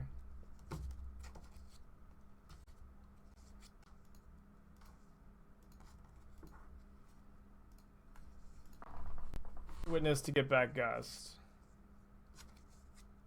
Oh yeah. But that also means we don't have Gust up this turn. The play is to Gust our own Witness and Witness back to Teferi.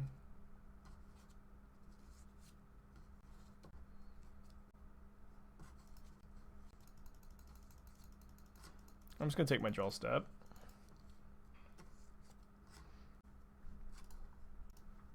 Okay. Now we can get the ball rolling a bit.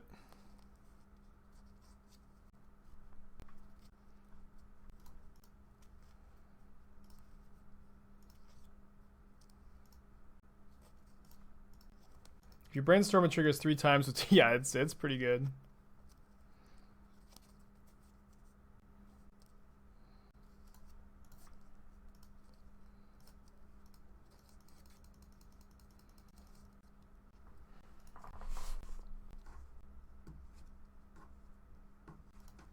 Opponent's last card in hand is Obosh still.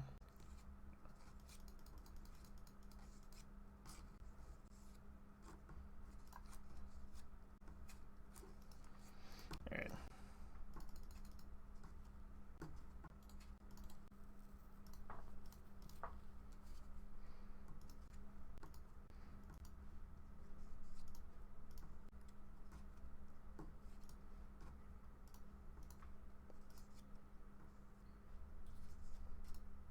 Should be game over.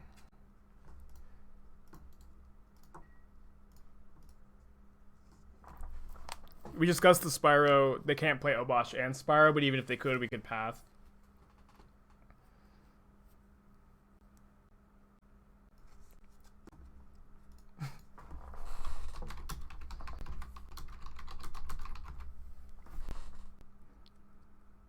Why go all in response to me targeting Teferi? Why did you think I was targeting it? Okay, so yeah. Could have made it so I had to have an instant.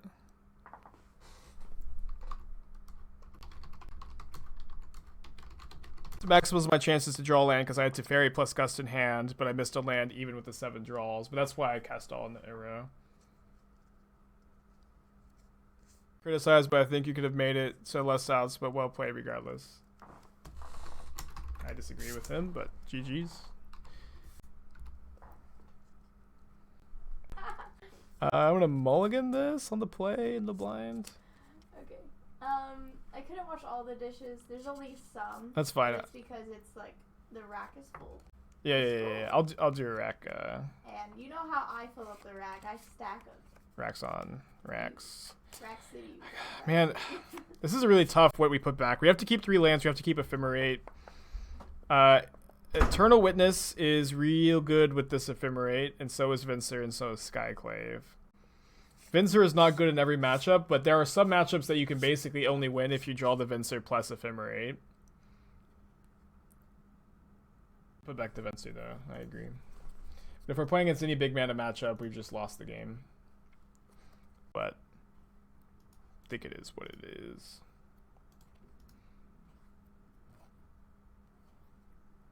Oh. Human. Horchata in a bag. Great username. Esther makes really good horchata. Hope you're having a good day today, bud. Yeah, I went to the grocery store the other day. I went on a beer run. I didn't go grocery shopping, but I just knew that we needed milk, so I did get some. But Esther was making fun of me because I just came home with a bunch of like Deep Ellum beers and some wine.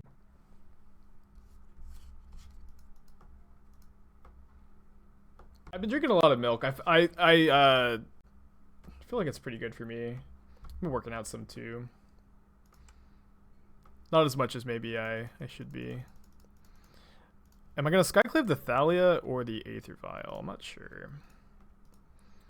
What's my favorite style beer? I kind of like most beers, to be honest. I think I'm getting the Thalia. That way we can Witness plus Ephemerate next turn. Our beer run's not a normal thing. Not really. Sometimes.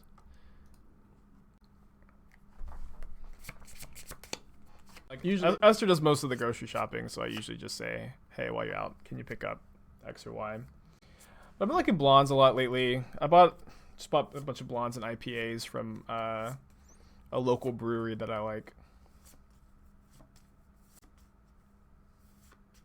It's kind of hard for me to find a beer that I don't like, honestly. I guess light beer I don't really like. I gotta, also balance out the beer I drink with very healthy milk in that way.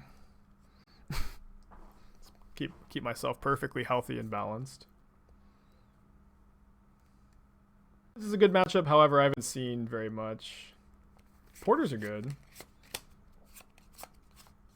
I remember back in the before times, my friend Ray would always take me out to like various breweries because she was like real into them. And I don't know, I just kind of always like everything. What the hell is open? Okay, good question. It's like a Mantis Rider.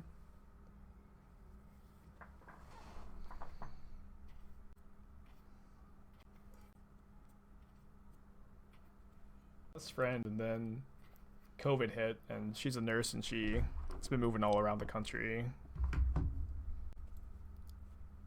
Okay, so it doesn't really matter too much if they name Skyclave or Ephemerate, I guess. I guess we'd rather them name Skyclave, so we can go Ewit plus Ephemerate. They do name Skyclave.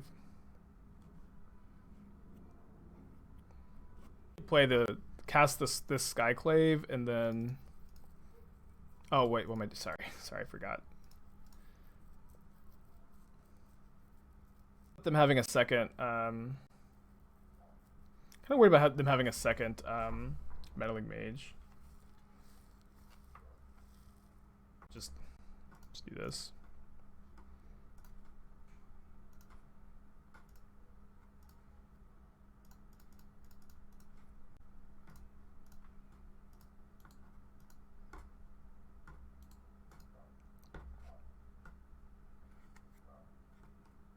Yeah, she's doing well. I talked to her. I'm like good friends with her and her partner too, and I send her like lots of pictures of Athena, and they send me pictures of their cat, but it's not the same, you know. I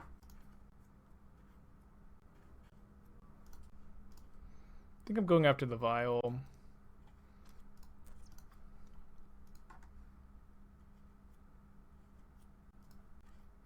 Oh, don't be General Kudrow, please.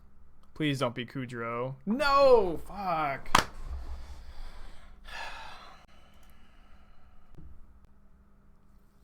So bad for us. Draw.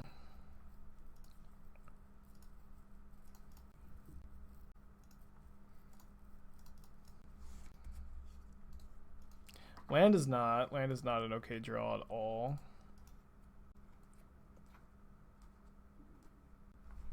Second Mantis Rider. Things are going south, dude.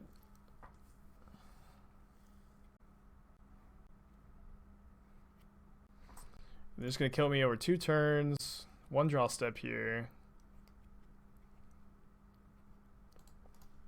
Man, Kudrow, so good. So good.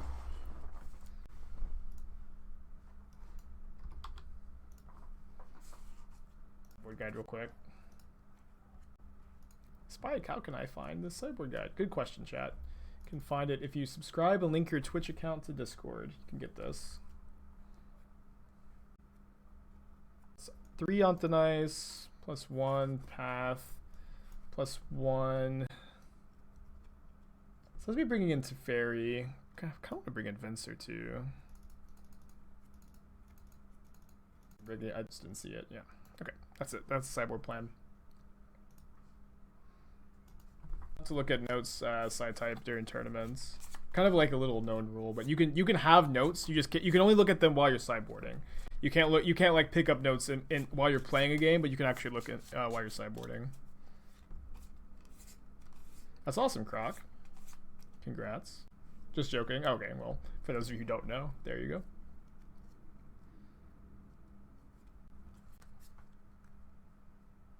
Up, you know, Ice-Fang.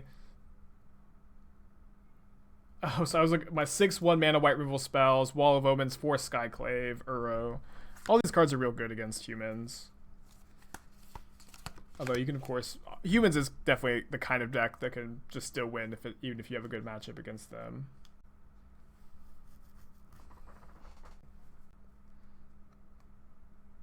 It is a great tempo deck for sure. Let's keep this.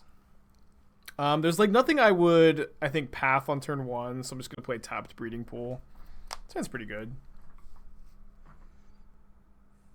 It's Winds of Abandon. I think Ontanice is better. I mean, that's kind of the same spot. I really like Ontanice. Winds just kind of. I think the front half of Winds is not very good, but mean, the ability to overload it is, you know, of course, why you play it, right? Nice.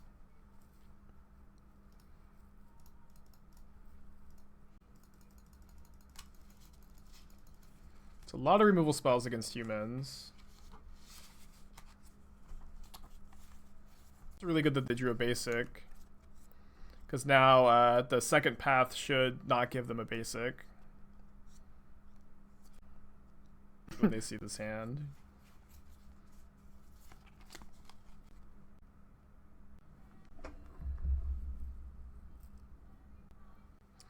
So I guess we're going to get Temple Garden. Bit awkward with this Cryptic, but I keep saying it, this mana base is not good.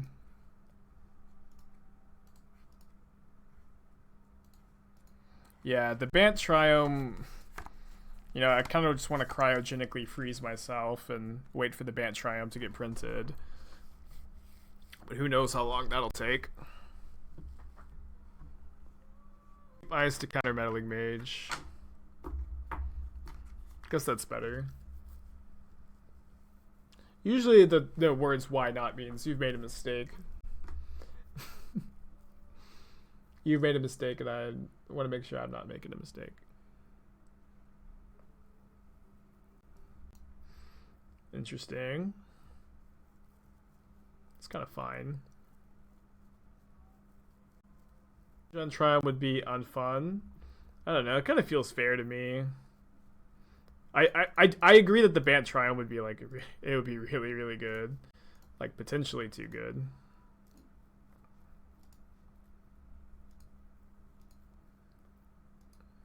I don't think I'm gonna... I'll probably just, like, take one. Get a breeding pool? Maybe just get an island, that way Ice-Fang has Death Touch. It's probably better. Assuming I don't need to path, like, Mantis Rider. And it does not appear that they have Mantis Rider. Which would be bad.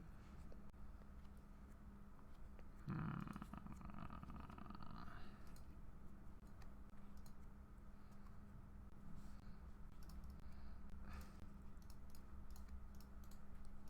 think this is fine.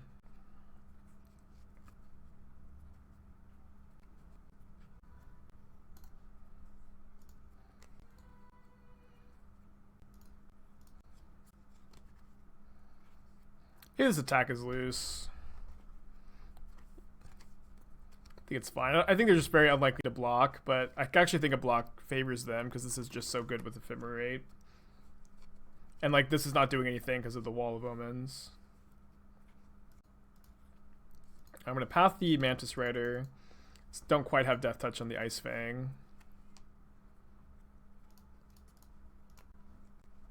They shouldn't, yeah, they don't usually play a third basic. Gonna Uro.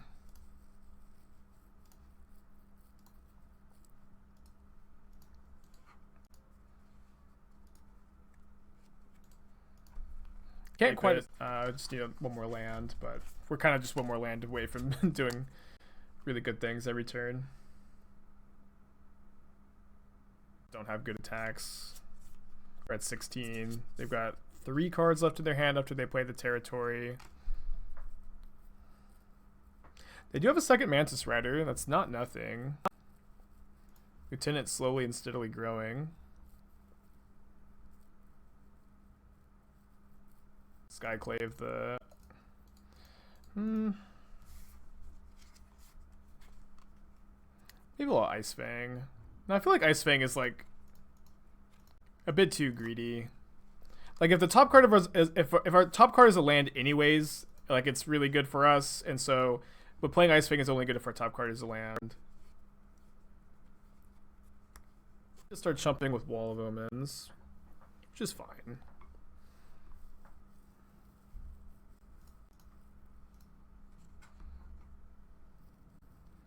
Yeah, I think the last 2 cards are just lands, right? Could be Dismember. Do you want to play around Dismember by playing Teferi before we Ephemerate? I think so. I think like we like lose to Dismember maybe, but like we just like never lose if we do this first. Hey. Hi. I took out 2 bags of trash.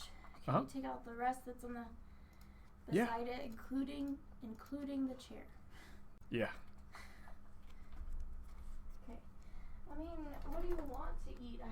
We have like nothing. Oh no. Breakfast wise. Beer. No. Maybe I was supposed to minus first. Yeah, bouncing lieutenants always feels a bit dicey, but seemed fine there. Remembering Bob being on the original ban list for Modern. I think you are misremembering, yeah. Has not ever been banned and maybe was never good to begin with. Maybe Bob was never good. Yeah. You're probably thinking of Bitter Blossom. Probably one of the Mandela effects, you know. They targeted my apparition? They could have targeted this. They could have targeted this. I feel like apparition was like the worst one. It's not even a human for their lieutenant. They could have targeted Eternal Witness even, or copied Eternal Witness. That could have been better. I think I'm gonna get another green source here. I know it's not a snow land.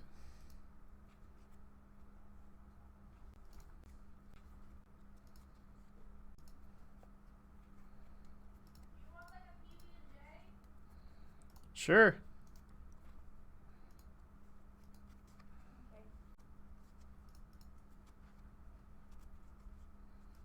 I think we just pass for a turn here. We can just double Ice-Fang to block and have really good blocks, or if they have like something crazy, we could just tap their team.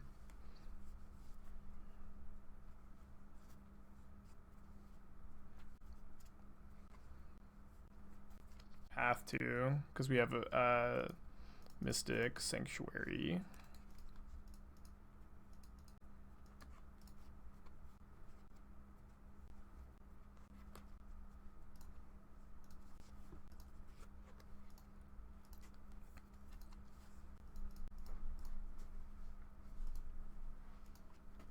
Gotta play the other Ice-Fang to get Death Touch.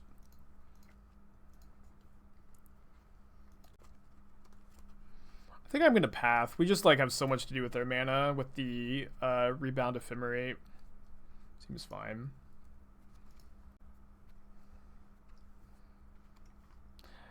They changed where the Ephemerate goes, but it is nice that it's not just like sitting on your window forever if it gets exiled permanently.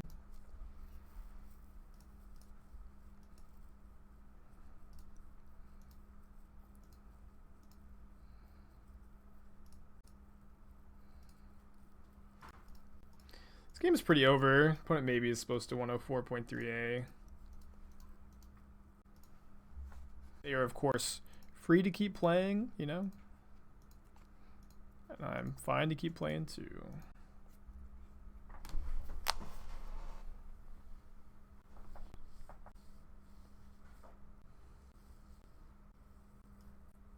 Good path our own arrow here. Kind of like it. It's pretty good.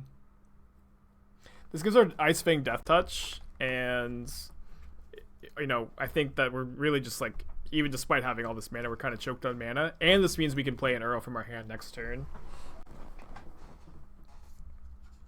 We have a good matchup, although, you know, we still have to win one more game. We have to win it on the draw. We could definitely still lose the match, but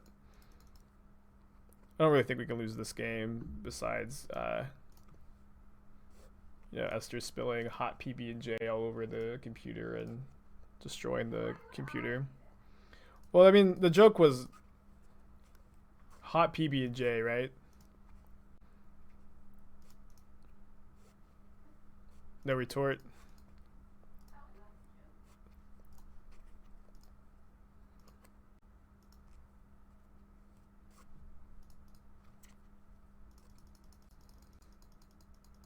A hot PB&J, yeah. Boiling hot PB&J.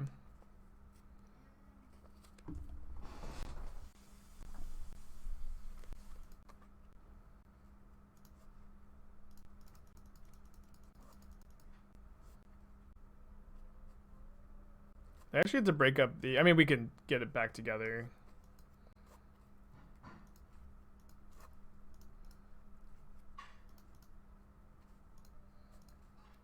I'll still throw off a path.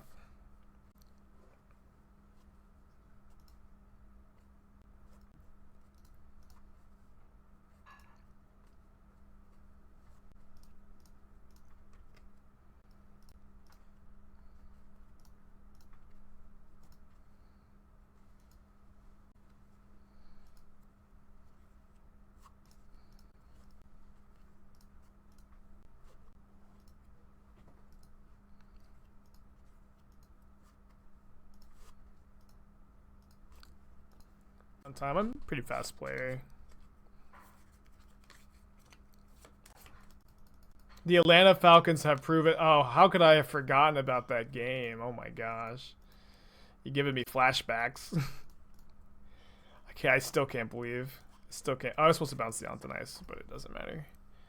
I still can't believe the Falcons came back from that game. That was like the most absurd football game I've ever seen. What were they down? They were down like 27 points or something like that in the third quarter.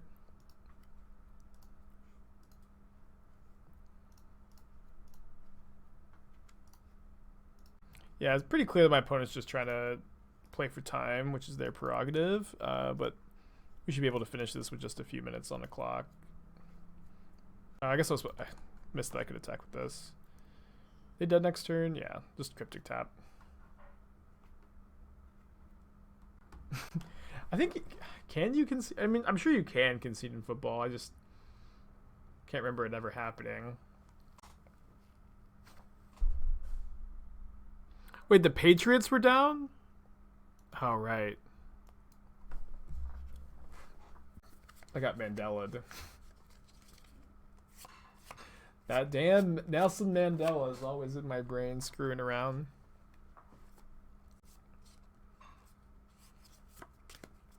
Game 3. Sounds close. I think we have to mulligan. Keeping this sounds pretty good. Putting back, I think, Windswept Heath. We could put back... We could get 2 dual lands, I guess. We could go... Yeah, I think this is a bit better.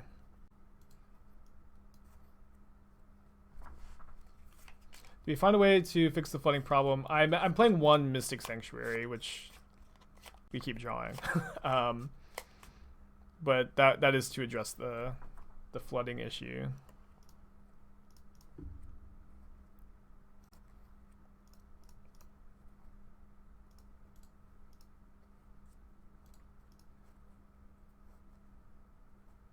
Good 1, 2, 3, 4 curve. Opponent also did keep our opponent kept 7 on the play. We both the 6 on the draw.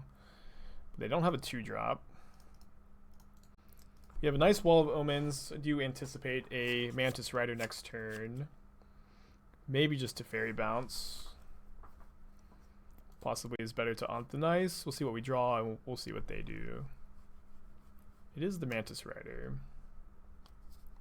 Not sure how much we're supposed to value Teferi being in play. Although, drawing that, I think it's going to be What's up? It's me, almost clearly the play to play Wall plus Anthonice. Let's split it up here.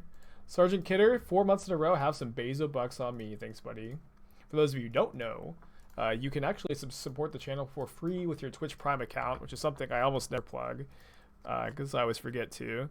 But for free, you can subscribe via your Twitch Prime if you have an Amazon Prime account. Costs you nothing, but does really help the stream. Okay.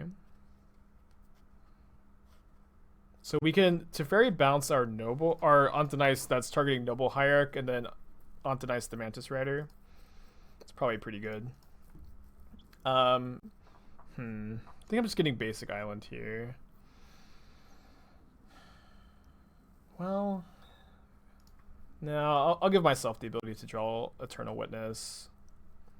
Certainly, like, dicey on the life total here. How many rounds? There are 7 rounds in this event. We're currently in game 3 of match 4, fighting for our lives. Mystic Sanctuary has no deck building restrictions, of course.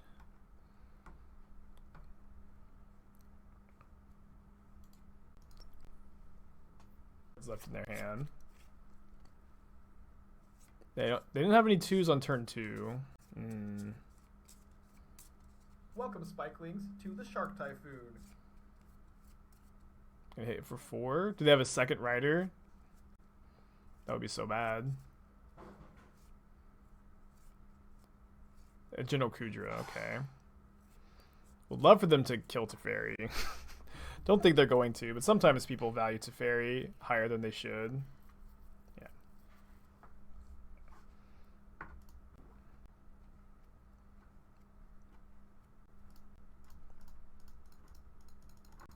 think we want a Time Warp here.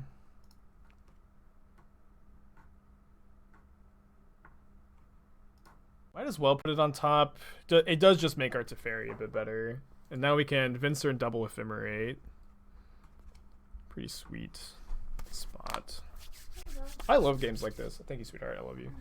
I love spots like this. This has just been a super cool game.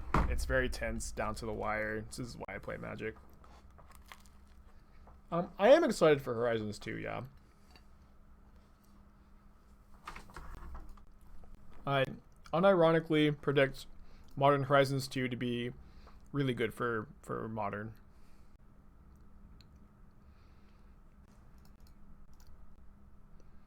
Why not Ephemeral on Time Warp? I'll show you why.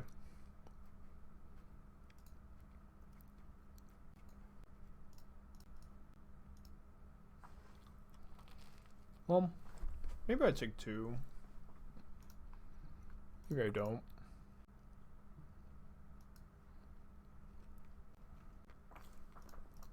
Yeah, I think I'll just bounce the Kudra.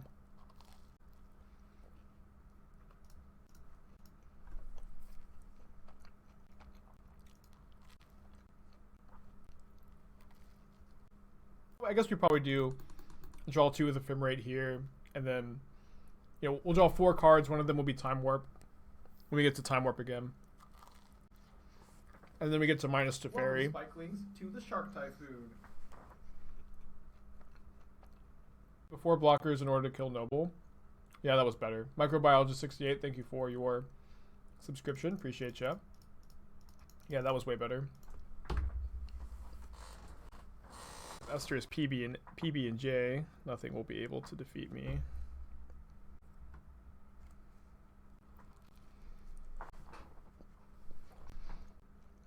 I do not expect port to be printed.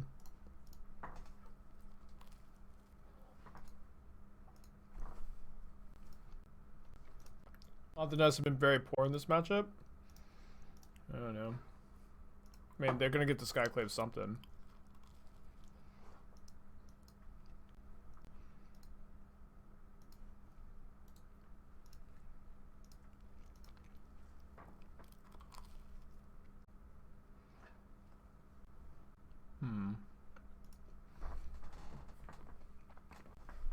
We could bounce our Venser and then Venser and double path. I actually think that's pretty good. Or maybe it's just better to Uro than double path.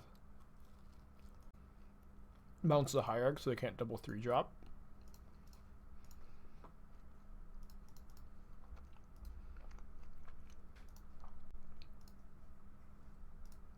That's a pretty poggers draw if you ask me. We could maybe just escape Uro. It just doesn't lose to anything. It's fine.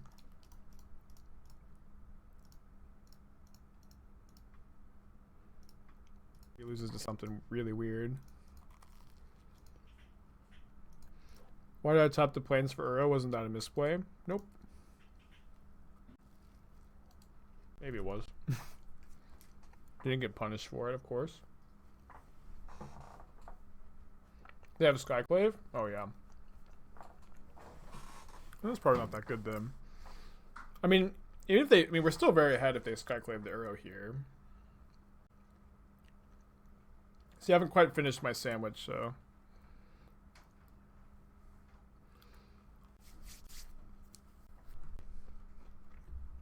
Hierarch, I guess. Oh, they're gonna dismember a wall so they can kill Teferi. Sure. That's fine. Maybe we deserve to lose this game. So there's someone in chat's like, yeah, you do. Committed the sin of making mistakes.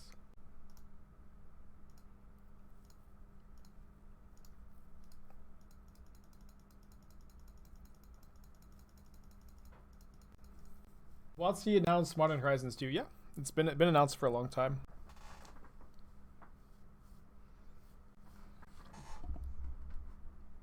Tap is lethal, yeah. They left this cavern up, right? They should have left. I mean, unless they have another dismember or something, they were supposed to be able to replay their hierarch.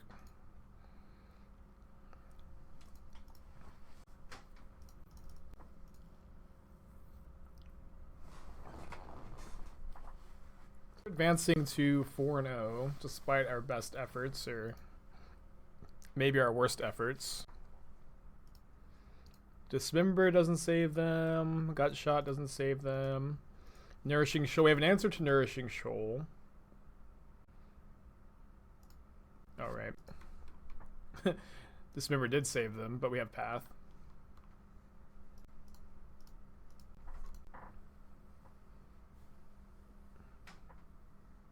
Game.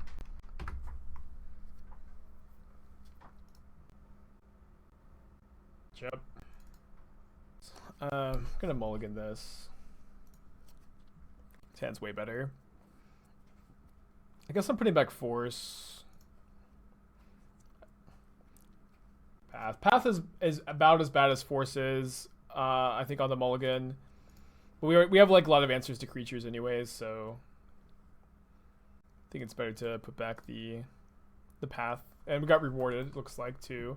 I haven't played a ton against ooh. Oh yeah, Exile is a like Reclaimer Titan guy.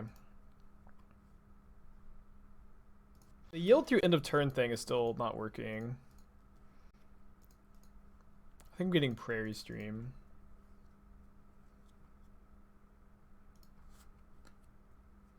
You also yeah, that is true. That is true.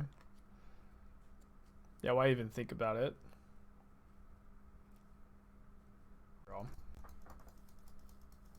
Aren't I afraid of ghosting? I'm not so afraid of ghosting that I...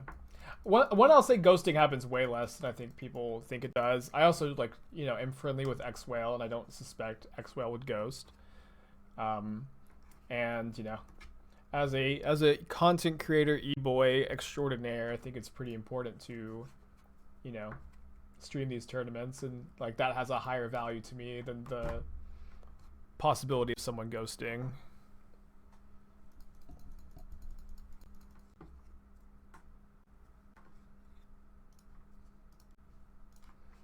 Do you need to kind of hit a land here?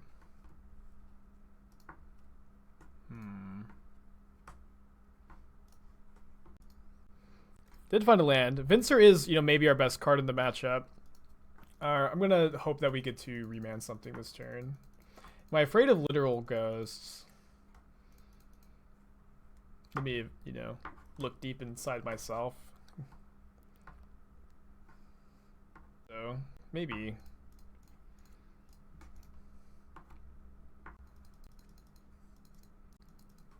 I have to, like, getting some weird feedback.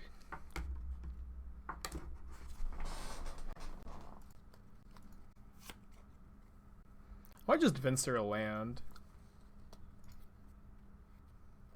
If we Venser a land, I guess they can still play Dryad plus Valakut if they have Valakut.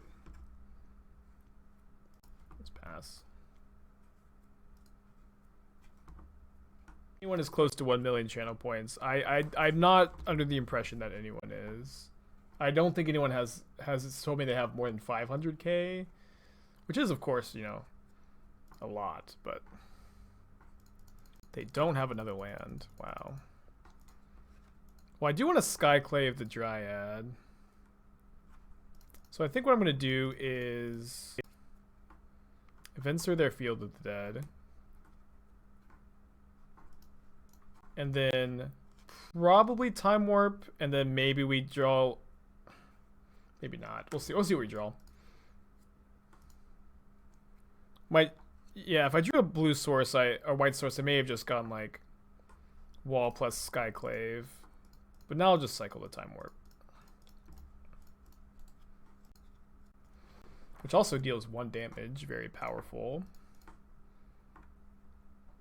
Does feel a bit risky to tap out of Cryptic.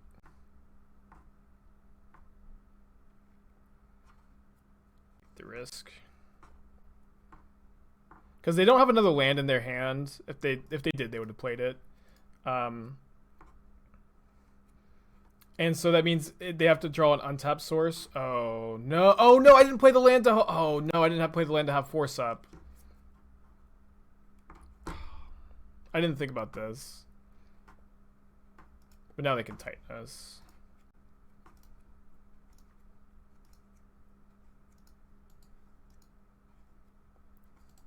So bad. So hand is Field of the Dead, 2 mystery cards.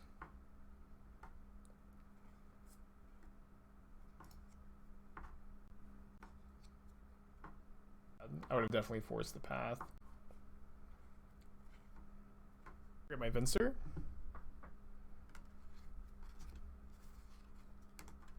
Skyclave. So that probably means they have another Dryad in their hand. How do you beat Field? You can Cryptic Command lock them. You can fly over it. Take infinite turns with Eternal Witness and Time Warp. Hard to beat it. Famous last words, maybe.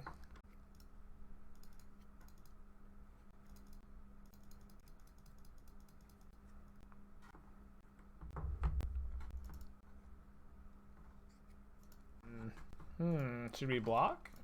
I think so. Yeesh.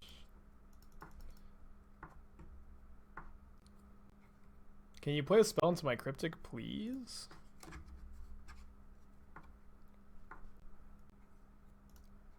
I think I'm gonna cycle the Time Warp. Maybe not. Fine.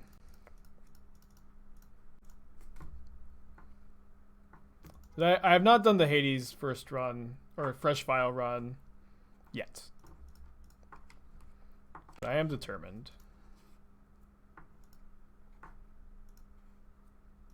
Would have gotten paid off for waiting a turn. Bye, baby. Love you. Bye, love you too. Have a good day. I kind of think we're fine. Probably need to trade Venser for a zombie. Take 8. Is there any path to victory? Yeah, we'll be fine. That behind.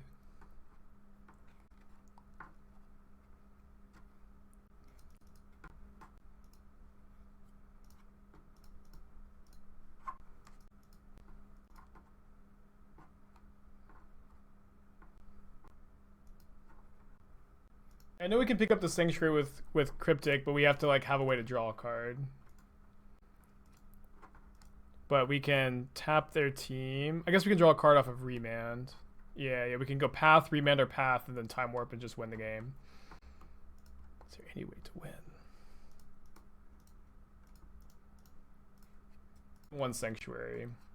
The mana base is pretty tough. Although I think you could play a 2nd Sanctuary maybe over like the 1 Windswept Heath. It's not free.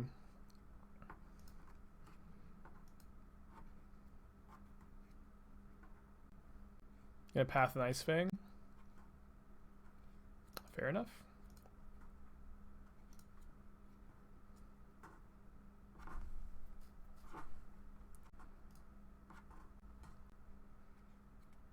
Double check that we have the kill here. No! Oh no! Oh no, the font. I didn't let this trigger resolve. Just a brain fart.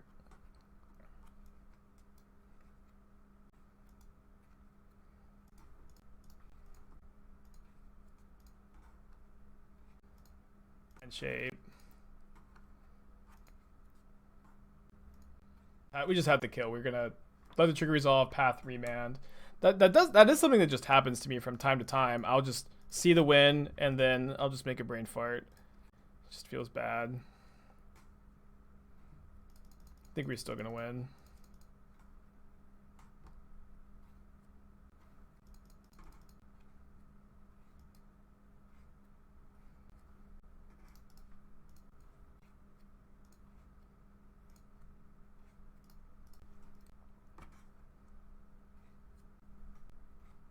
Have any paths to victory? Guide. This is Reclaimer Titan, which I actually don't know if I have on the sideboard guide, and I probably should. Now.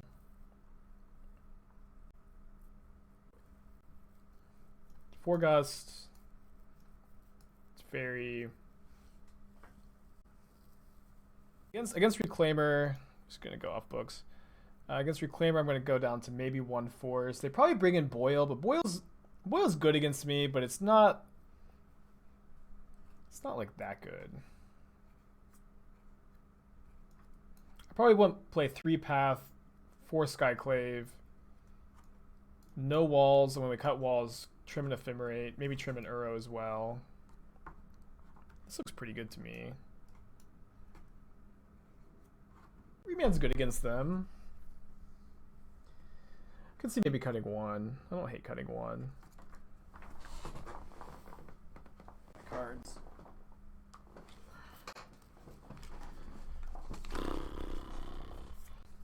Isn't Optimize better than Path since the land matters much for them? The problem is you need to instant speed kill Dryad really often, and they play Blast Zone, which they can tutor up pretty easily. And so like if you ever Optimize a Titan, it's like not that hard for them to kill the Anthonice with Ghost Quarter or Blast Zone and then get another Titan trigger, which feels bad. But Anthonice is good against Reclaimer. So like maybe on the draw we'll cut the 3rd remand for 1 Anthonice. Nah. We have Skyclave. We have Skyclave, so I'll just keep the remands. This hand's very close. I will say that Venser plus Ephemerate is one of our best plans in the matchup. And I know that this hand is like a little far away from like getting there, but I think that this is a good keep because like Venser plus Ephemerate is such a good plan against them. If we could just like draw a Gust, it feels like we almost win on the spot, and they've kept a slow hand, which I will also say that this is something to understand about the nature of Modern, is sideboard games are almost always slower than Game 1 games, and so you can sometimes afford to keep a slower hand in sideboard games than in Game 1. And maybe that's not just Modern, maybe that's just Magic in general. Not sure. Probably going to Teferi plus here. Only going to try to think about Boil a bit. See how hard we can play around it.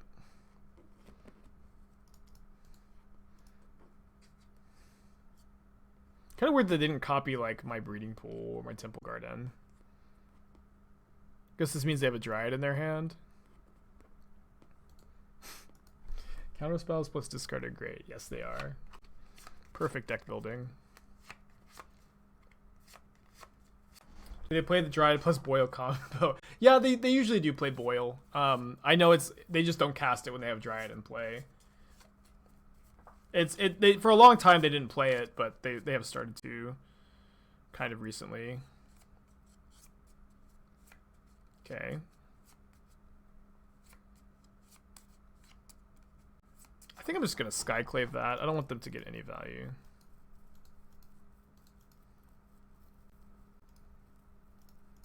Think about Boil with the lands I'm playing here. They can't even tighten us with the Castle Garenbrig, so we should be fine. I have seen some lists play Hour of Promise, like Fran has been playing one, and so I really don't want to force Hour of Promise, although we probably have to. What arts do I have behind me? I'll get into it later, but there's like a lot of SCG mats and some SCG mats, and this is a signed Chris Rush Black Lotus playmat, which was an excellent gift to me. Well,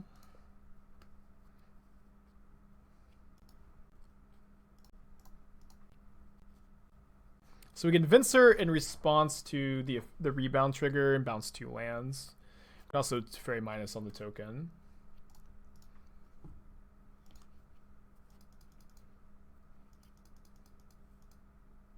I have not drafted any Commander Legends, and I don't really see myself having time to while I need to be testing for the PT. And like I also like, you know, Modern is my bread and butter. I'm going to bounce the Valakut in the Field of the Dead.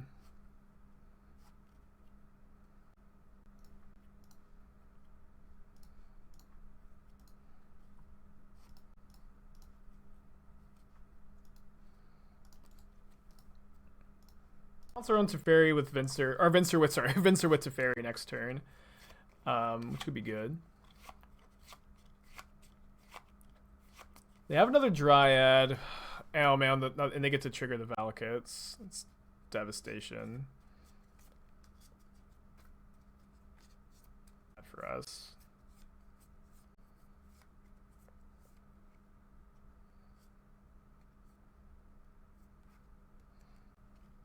Gust the Reclaimer after they activate it once.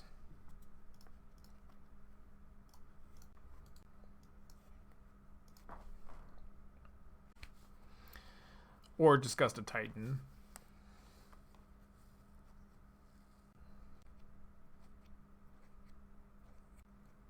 Oh, very well to get out of this. Opponents had a good draw too. I guess it was kind of slow, but very powerful. This is game 2. We are up a game. We are up a game. Lets them trigger field. So I think our best draw is Eternal Witness here to get back Ephemerate and Aether Gust.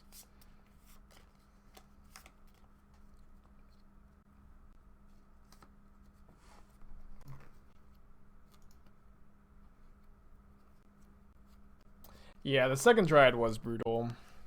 Or wait, was the second Dryad.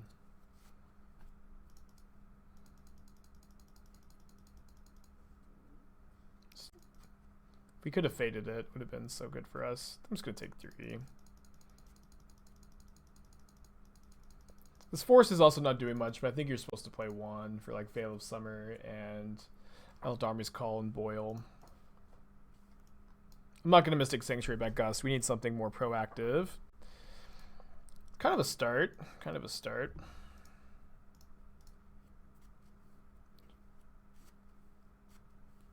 They can sack Blast Zone here. It's gonna bounce the Illusion token. I know this Reclaimer is a problem too.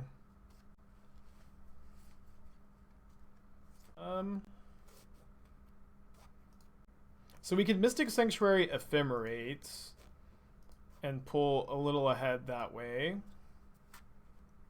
see if they probably sack the Blast Zone here after sacking Reclaimer. So we could Mystic Sanctuary Ephemerate now and bounce the Field of the Dead. We probably just need to like Cryptic Tap Loop or Time Warp Loop, so I don't think we're supposed to fight too hard over these zombies. Play Veil of Summer. I mean, I would say that some people play Veil of Summer, but maybe I should be less concerned with it. They also do play Boil most of the time, and although we haven't seen a red dual land yet, so maybe we could be less respectful of it, and maybe Exile doesn't even bring it in.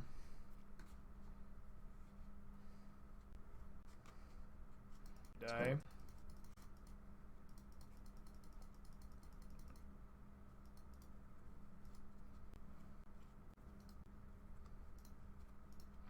Trying our best, trying our best. If we draw an Eternal Witness, we have a chance, I think. Just not sure how we get out of this beyond that. Don't even have the 3 mana to force the path. Feels horrible. Horrible. I'll cut the force.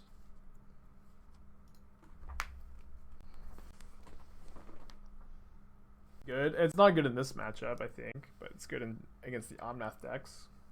And Oopsal spells and Greentron, which are all matchups I think we need sideboard cards for.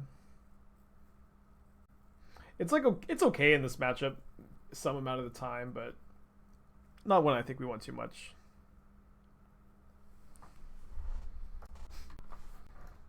Our hands have stunk. I'm gonna keep this. 3. Yeah, that's fine, Talos. Thank you for waiting until after the round.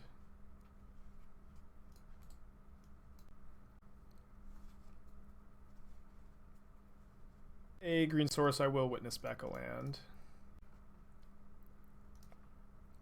And then, you know, maybe we can set Eternal Witness up with a Ephemerate. You're 3-2, you still have a chance to top 32. Yeah, if you win out, you should top 32 for sure, and potentially top 16.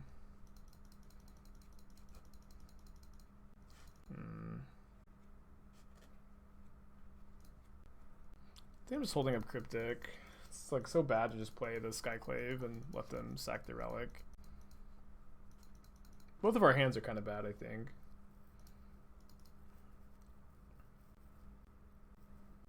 We are supposed to Cryptic here.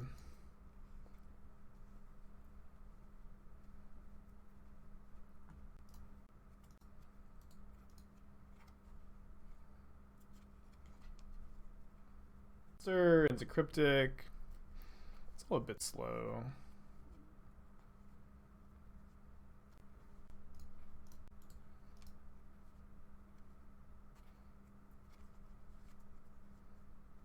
Thinking about, surely they're not gonna like main phase path. Yeah, I'm gonna do something else. Tails End, very wise.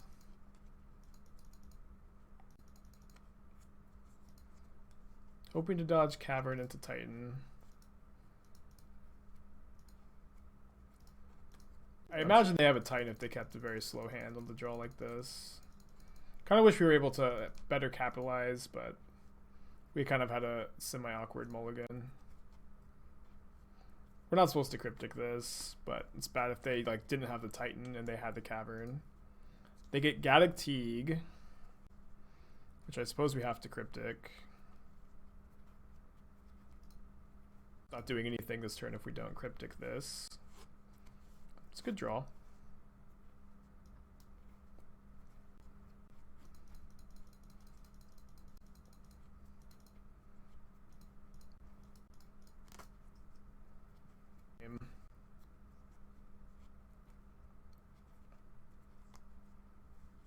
Witness back Cryptic, but then we are letting our opponent tracker. So what I think I'm going to do here is I think I'm going to go to Teferi, bounce the clue token. Oh, no. Yeah, bounce the clue token. And then Skyclave the tracker.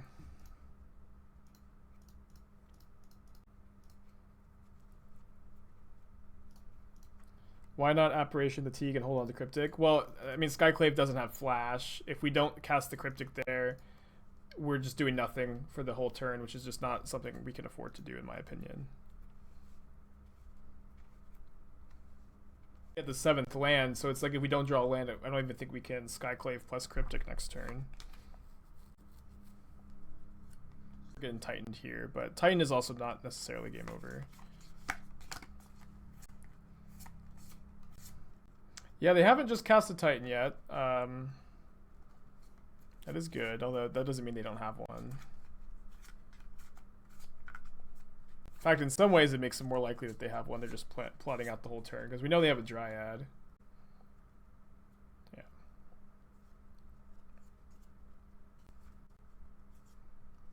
Oh, but Jukabong is such a good play here. Jeez.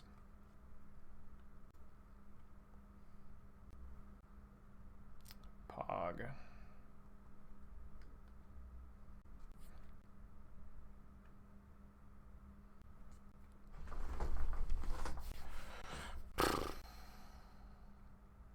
land off of the Teferi, we can Venser plus Ephemerate Venser. And sorry, also yeah, yep, and bounce the Venser. That's good too. That works.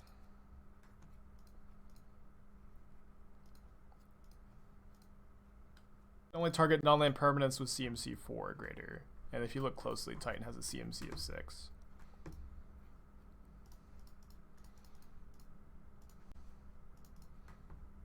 We know they have a Dryad in their hand, but if they don't have like a second Titan, I think we're in okay shape.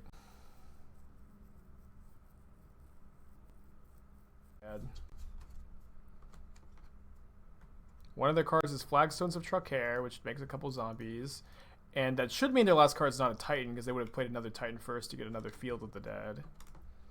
And now we can Cryptic Command loop with Eternal Witness. Which is going to go a long way towards winning this game.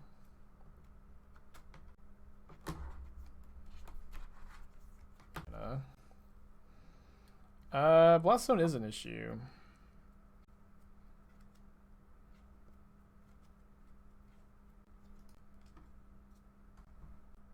Though.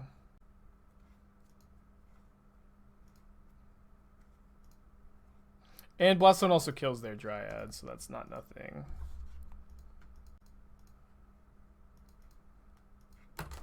Have I cast all the time?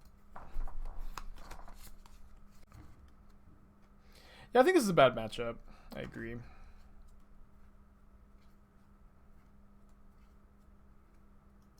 Hold the Ephemerate.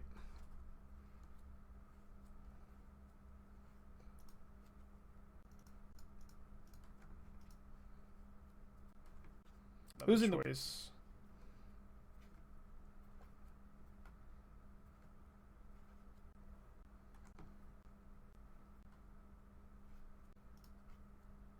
What a headache.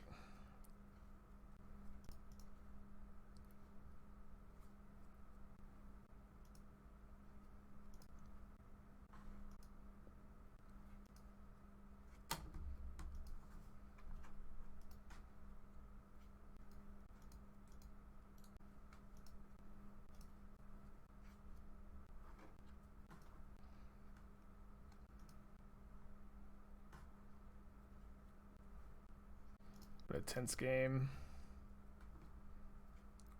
Bouncing Titan feels real bad, but opponents like forced us into this.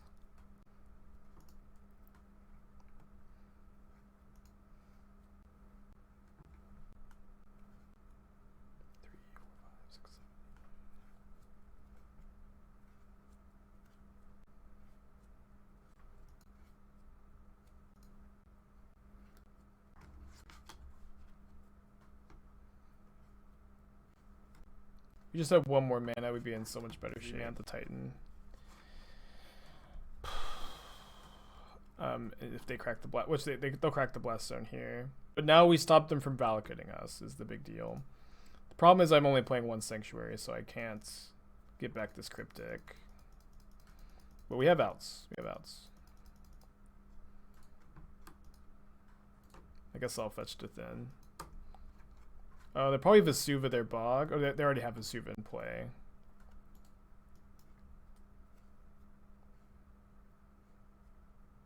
Ooh, do they have a land drop to play? If they Bog us, our outs like go way, way down. We have to like run super, super like... Yeah, we have to draw Cryptic. We have two Cryptics left or one? Only one Cryptic left. I guess we could draw theoretically like Time Warp into Witness. Into Ephemerate or something like that. But we're gonna have to run like basically perfectly. Tough game. I don't think we played perfectly. I think we played okay. Poggers, dude. I have not yet begun to fight. We can't go for the bounce Sanctuary line because they have Ghost Quarter, I guess.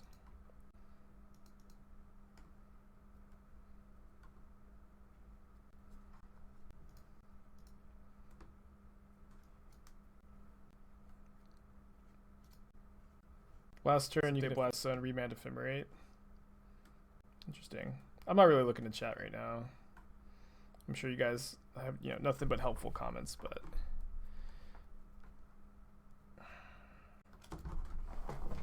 I think we're just gonna maybe just Ice-Fang. Nah, we might like get to cycle this Remand going forward. We could also draw Ephemerate. That's not it. We're out of Cryptic Command, so now our good draws include Eternal Witness and Time Warp.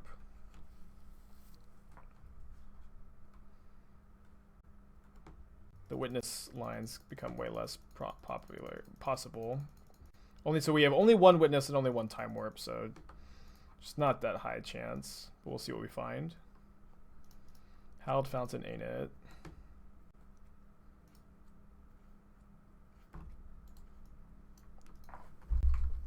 Tough stuff, dude. Tough stuff. Hard matchup for sure. Hard matchup for sure. We draw one land in the top three. We have a turn 3 Skyclave. We have Force of Negation, sometimes good. You know, Skyclave plus Ephemerate's really good against a lot of decks. Am I crazy for keeping this? I don't think I am. It is also awkward we can't cast like any spell we draw. We have to draw land. It's close, dude. Do we still have the Vancouver mulligan, or did they finally implement the London mulligan? Yeah, I think you're probably supposed to mulligan really close hands like this. I talked about this a few months ago, but I kind of envy people who learned Magic with the London mulligan, because I still think I make like a lot of keeps that I shouldn't, but that are just kind of like hands that I'm kind of just hardwired to keep because of years playing with the Vancouver mulligan and, you know, just like the old school mulligan. But I think that hand was close. Playing against E-Tron, I haven't found this matchup to be that good or that bad. It's kind of even.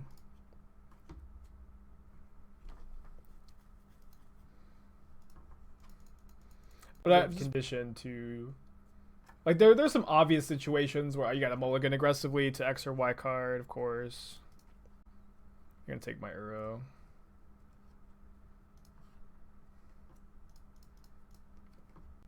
I mean, we have a lot of good cards against them, but they have a lot of good cards against us. Well, I guess I should have fetched a White Source.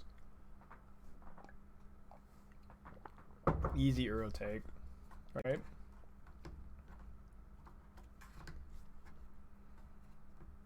Boy, that was a freebie.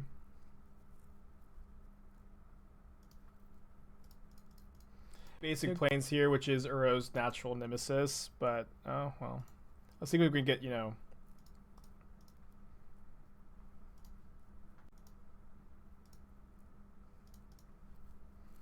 Prairie Stream here, but maybe I'm going to get Temple Guarded. No, we just drew Cryptic, so I'll get Prairie Stream.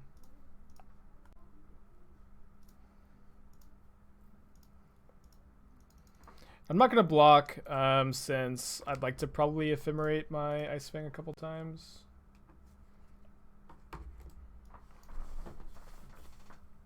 Must have a Chalice they want to protect.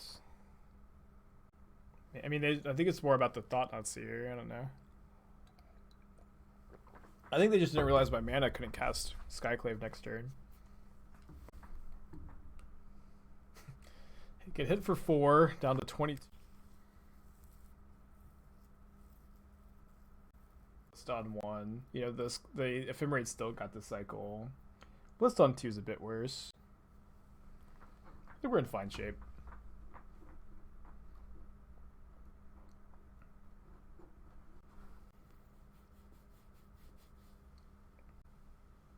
Doesn't play Urza's Mind, a poor decision.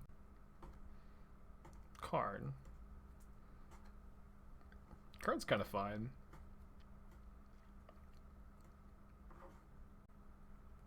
I'm sure they wanted to sack the crypt after our Ephemerate's rebound, but I also imagine they're going to make a mistake and sack it now. they're going to overthink it. They're thinking about it. They made the right call.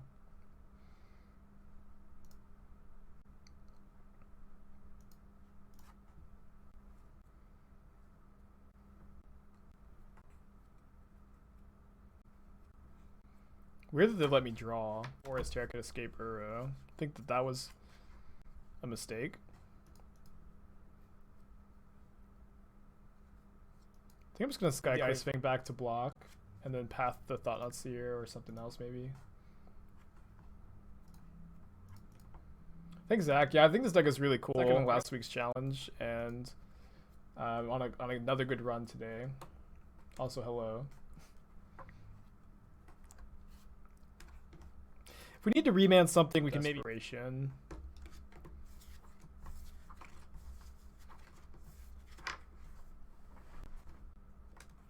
Must be nice to draw Urza's Mine off the top. Oh yeah, I forgot that we couldn't anyway. I'm just thinking out loud, you know. Not everything I say is not like a cold, calculated thought. In fact, very little of what I say has any thought put into it at all, really.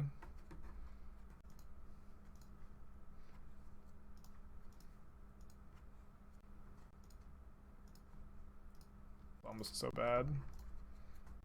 I think we just get back Ice-Fang, but I could see an argument for getting back Path instead, of course. Yeah, you know, maybe I was complaining a bit too much. We gotta imagine our opponent has lands in hand, right? So if they had this last turn, they would have cast it. I'm just gonna counter draw, although it is a good Skyclave target. Blast Zone, which is probably gonna tick up to 3.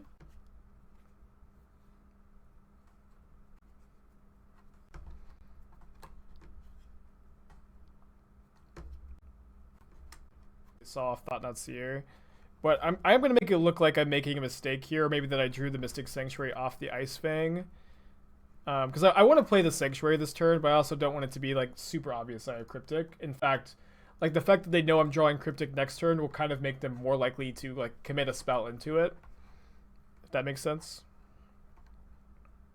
Kind of fine if they blast out my Ice-Fang too.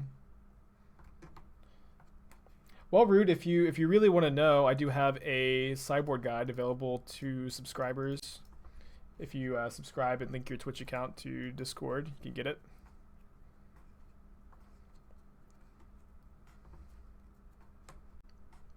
Or you can just watch the stream that way.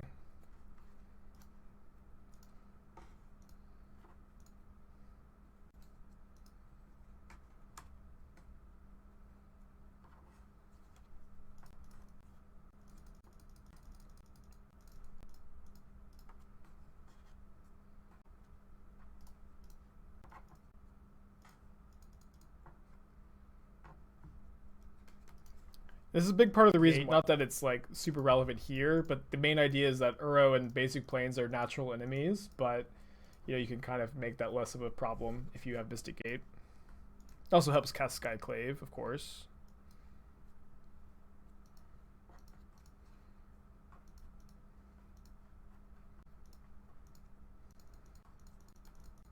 But it feels pretty close. It's like maybe the day before you take out the trash.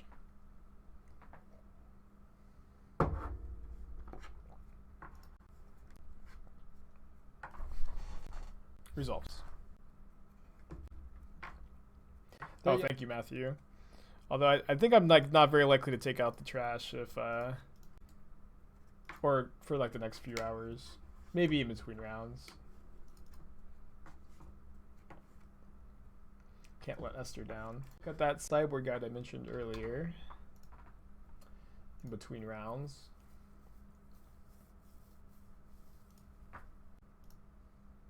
I'm cutting my paths because I view Anthonize to be better as a removal spell. It's better against Resaper, Smasher, and Ballista, although Path is better against Thought-Knot Seer, but you're already pretty good against Thought-Knot Seer because you have Ice-Fang. Cut all the Wall of Omens. Bring in the Venser and a Tail's End. Oh, sorry. Also cut an Ephemerate because whenever I cut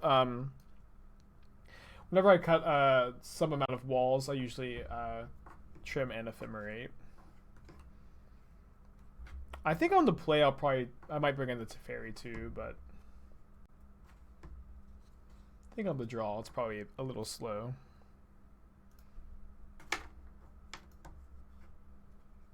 Isn't Ontanice? They have answers to Ontanice, but the thing is, like, you know, if they're getting back like Matter Reshaper with the Blast Zone, it's not that big a deal. And like, it's really nice to not have to path the Matter Reshaper early, and it's also really nice to, well, see if they know about Tails End or not. It's nice to not have to path a Matter Reshaper early, and it also doesn't trigger Reality Smasher's discard ability, and it's extra good against. Oh no. Okay, we have the answer to that in our hand. However, this is the best card against us. Did they board it in? This is usually a Karn target. Do we not? I think you only want 2 Tails End against Etron, but maybe you want the 3rd. Joe baited 4 months in a row. Appreciate you. Hope you're having a good day today, bud. Okay, I'm not going to play the Ice-Fang because of the orb. I'm going to play Teferi and... Oh, never mind. Never mind.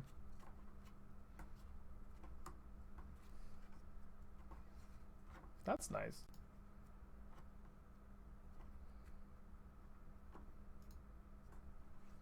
Perfect card against us. And then scooped on... The best card they could have possibly cast on turn 2 and then scooped on turn 4. I've chosen to play first. They have not revealed because I haven't drawn my hand yet.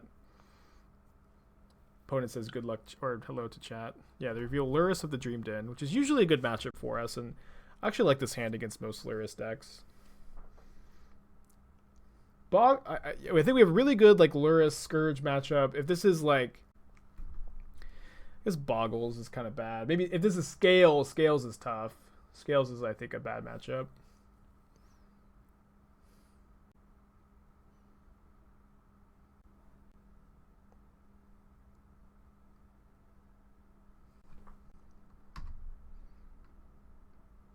Exactly what I wanted to see.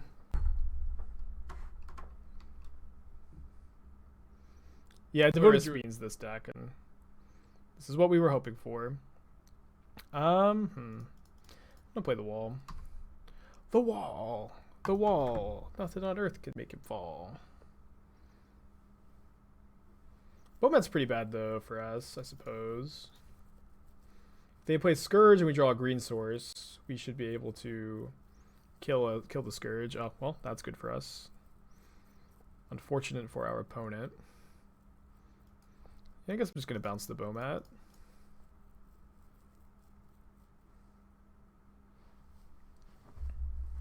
I think I'm still bouncing the Bomat. I know that they can just kill the Teferi with the Bomat, but if they don't draw on land again, then that's their whole turn. Not so big a deal for us.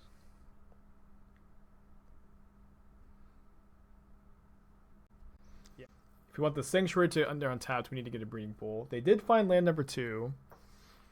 If they play a Scourge, it's like basically game over, so let's hope they don't do that. Or hope they do, I guess. But for those of you who want to see an exciting game, let's hope they don't play Scourge.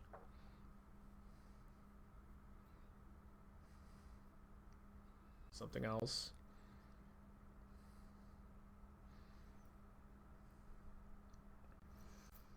In case we ever face each other. Is it also Archmage 5/2/1?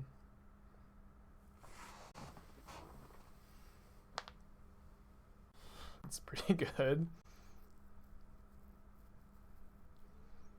Alright, I'm gonna get Breeding Pool, Uro, and then we can hold up Remand, and if we draw a green source, we can hold up Ice-Fang too.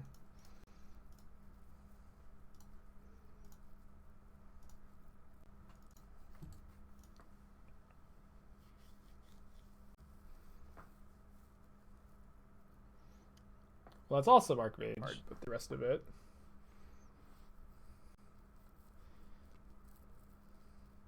And here, so I'm gonna remand this. I'm kind of fine if they just replay Thoughtseize.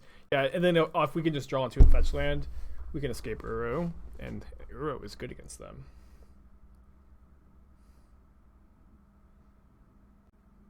It worked. Yeah, but yeah, there's like some codes you can type in to get some emotes. Hopefully my opponent didn't hit runner lands. That'd be pretty bad for us. Yikes. Yikes. Officially bad for us. Although we get to have a read.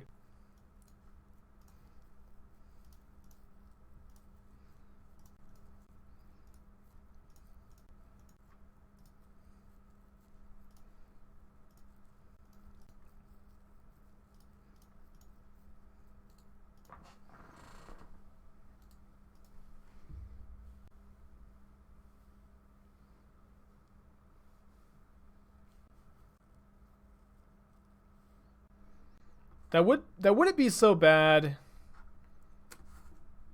Or they hit 3 lands in a row. That's actually really bad for us with these Bomats.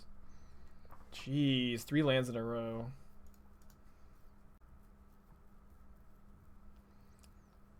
So we get to kill by ephemerating our Uro, which is probably worth it.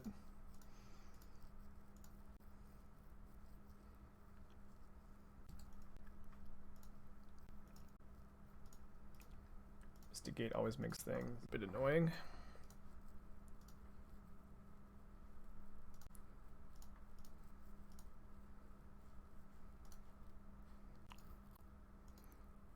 Do I want to ephemerate again? I guess so, yeah.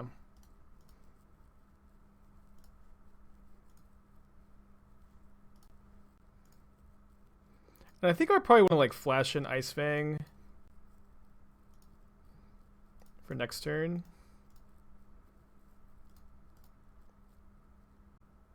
Do I want Teferi or just a fetch land?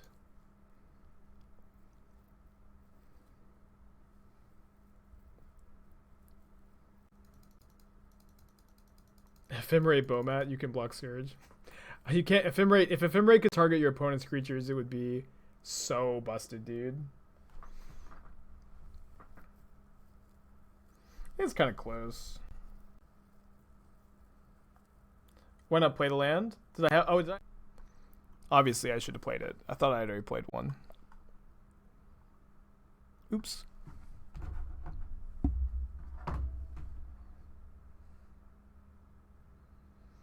But, a mistake. You guys can start making your angry YouTube videos now.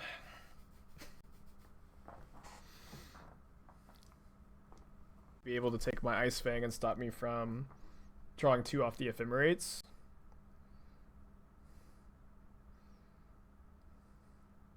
And I think I am going to block. They probably do sack the Bomat, right?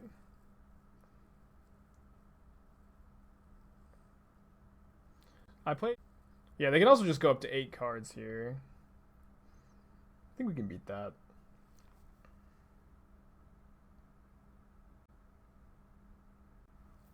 For you, yeah.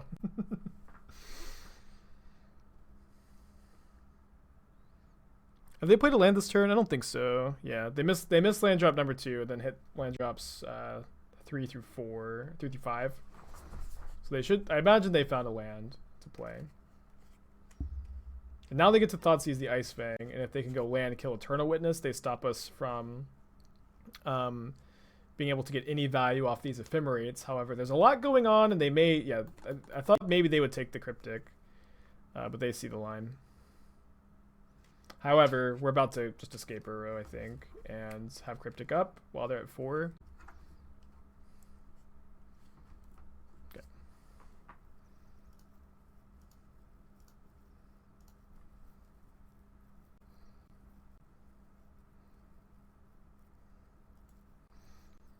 I feel like that could be relevant if they have like a Cling to Dust to get rid of one of them.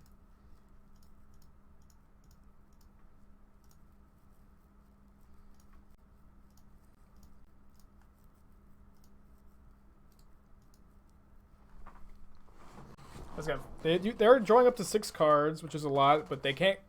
You know, they can cast Scourge, but it's not doing a lot here. And you know, Uro is just very tough for them to deal with.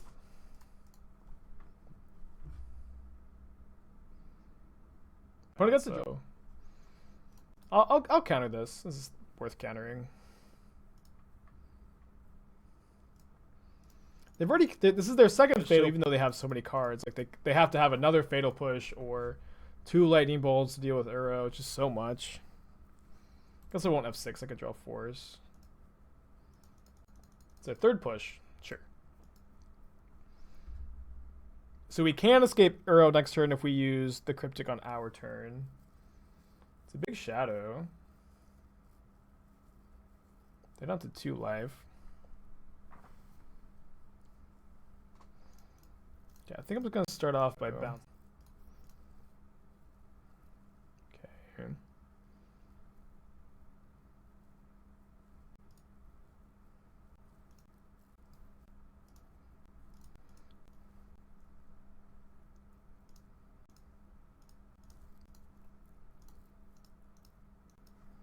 Awesome, Croc.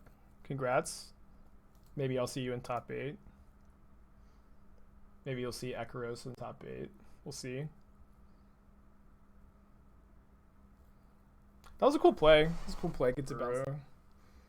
You know, opponent has Scourge and, or sorry, Shadow and Luris and 3 unknowns in their hand. They've already used 3 Fatal Push. I'm not like really anticipating them having too many more answers.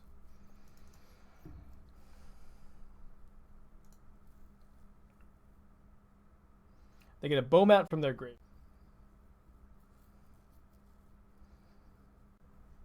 To lead on Teferi and just say, you can't have any fun, you can't respond to anything. And then win the game. Awesome game 1. Awesome game 1. Deck is firing at all cylinders.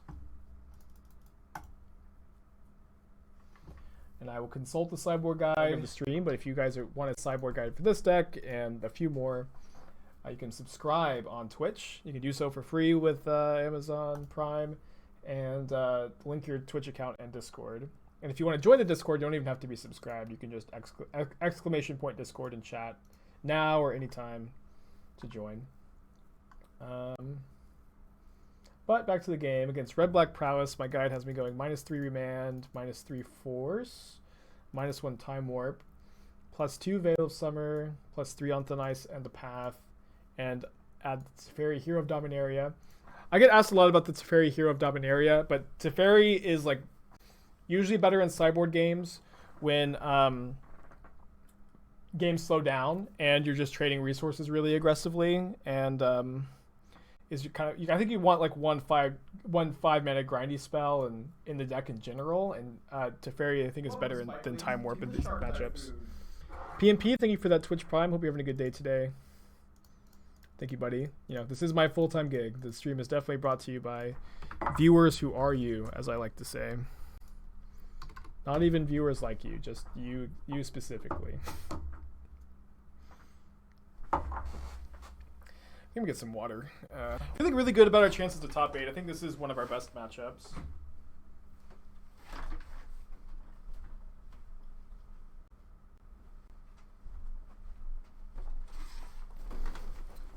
Big Giga. Perfect timing. Keep, I think.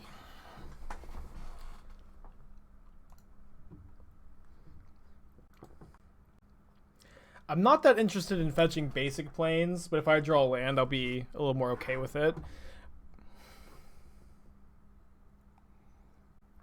This hand doesn't really want us.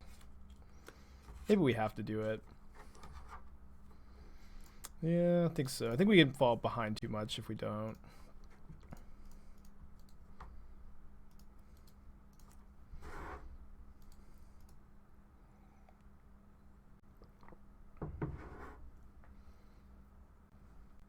Cryptic Command, not a good draw. Happy to see Thoughtseize, though. I don't think our hand cares that much about Thoughtseize. They probably take one of these 2 cards. Maybe take Uro if they have Scourge. Thanks, McGiggins.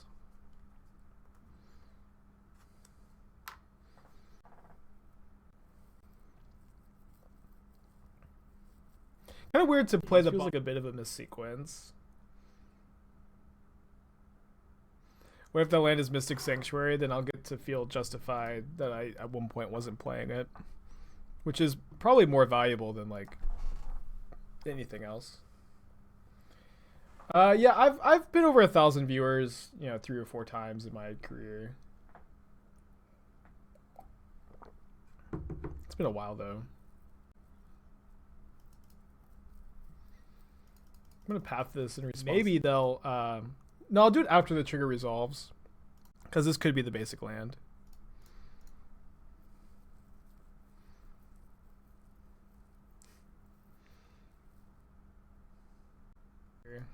So I'm just not that interested in shock against the Scourge deck, although like thinning is like more relevant than some people make it out to be. All right, everybody breathe a big sigh of relief with me. I guess I am gonna shock, so I can Cryptic next turn if I want to. I'm gonna get Flooded Strand.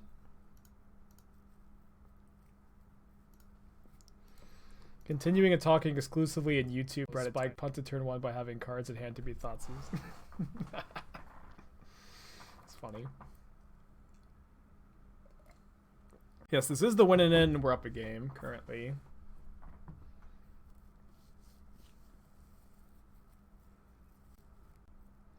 How much do my viewer numbers influence how much money? It's way more so based on subscribers, but of course, the more viewers you have, the more subscribers you have usually. So, but like my viewer numbers are down a little bit this month, and my subscribers are up, so it's not like directly proportional.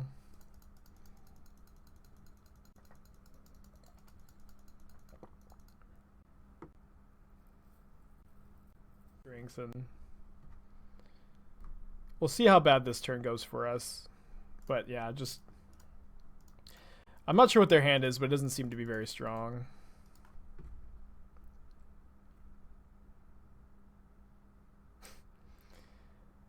Let's put Teferi down.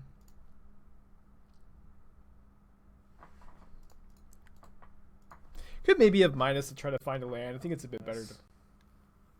Yeah, I think this is game over. And let's not count our chickens before anybody hatches, but I think that we are very, very likely to make our second top 8 in a row with this deck. I didn't play last Sunday's challenge, but I did play last Saturday's challenge with this deck, and I got second. And so 2 in a row is pretty good, Assuming that's after we count the chickens, that's how many there are.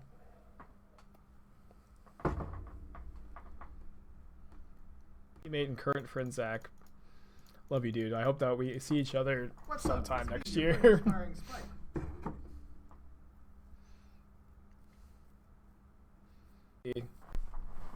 Derail the stream a bit.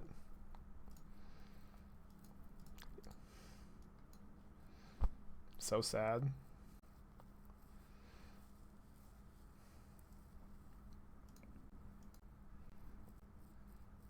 So I guess we can Uro, yeah.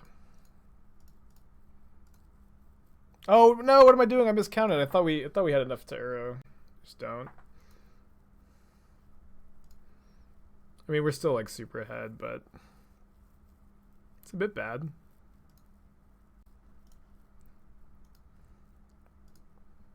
Value played. Excellent question that I can't answer for you. It sounds like more of like a spiritual thing that you got to answer for yourself. I think I wanted to keep the Veil to protect Uro for next turn, and then go Ice-Fang plus Path.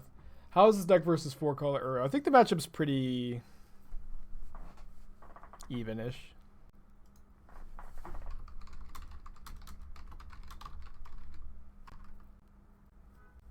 Game 3. I guess you could have some graveyard hate, maybe.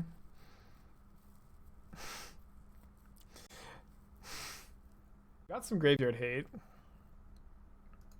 It's not over, I guess.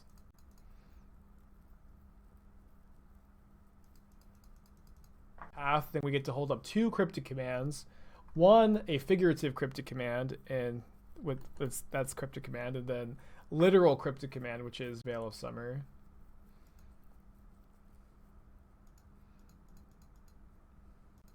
My chat could beat up your chat.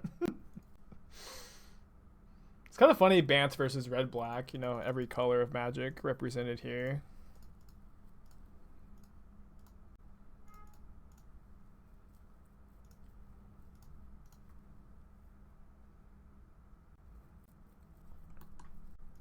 What's that snow-covered island doing there? I mean, we're not 100% to win. Our opponent's done a good job maneuvering. We made a mistake by casting that Uro, I think. They also know about Veil of Summer. Maybe this was bad. I was thinking it was going to protect the Uro, though.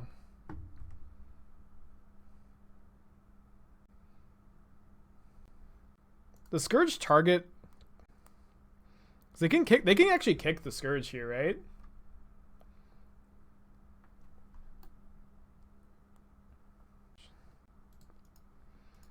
It's interesting. So we can leave up the ability to draw Ephemerate or Ice-Fang. I think I'll just try to draw Ice-Fang.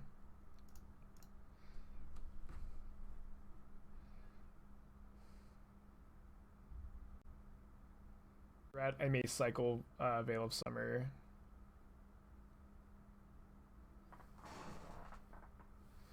This.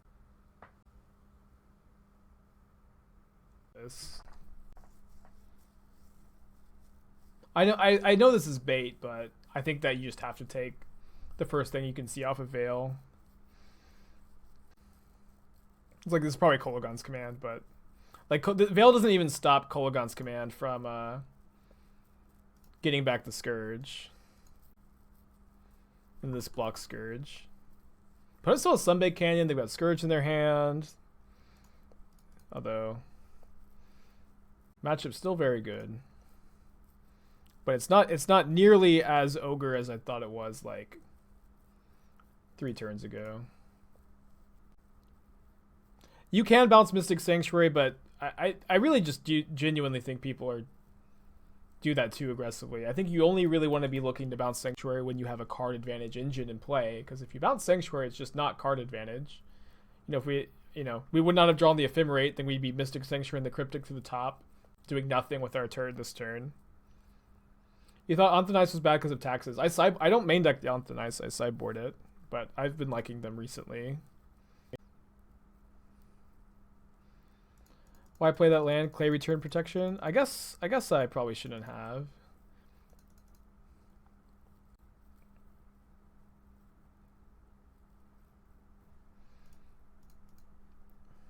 I kind of want to play and escape it at the same time.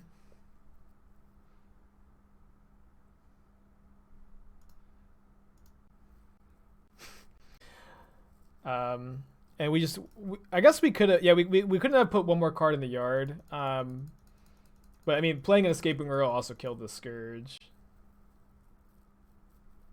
They've got a spell here, so I'm assuming a removal spell. They've already used 2 Kolaghan's commands.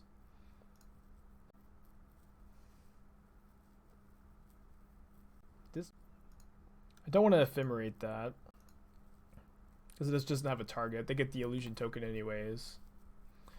Yeah, this is not a magic trick token. It's an illusion token.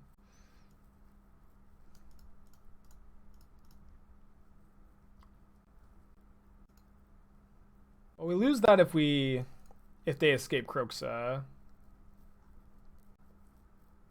Is Skyclave this good? Skyclave is this good. I mean, Skyclave is we've built around Skyclave because Wall of Omens, Ephemerate, and Teferi Time Raveler really maximize Skyclave, but Skyclave is great.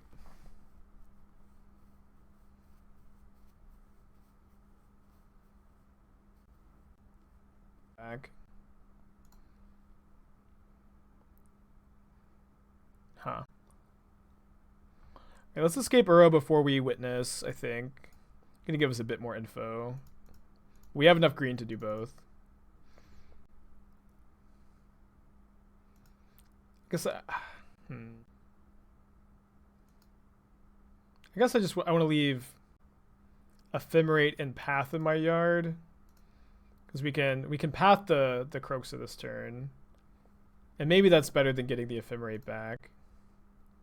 This probably is. Don't have enough. Maybe we could have tapped differently to have enough white, although I don't think we could have. I'll play around Apostle's Blessing.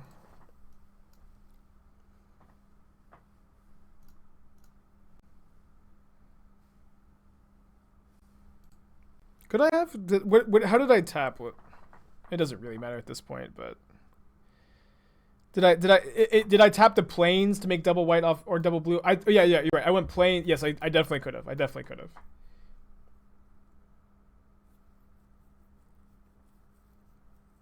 Tough to play. There's a lot of little tiny sequencing things, but we are in top 8, baby. Hell yeah! It's very exciting. Back-to-back top 8s. They have chosen to play first. Pause here. The companion is Luris. Keeping this. Hand's really good. If this is the red-black Scourge deck, we just have a good matchup like we saw last round. Cool.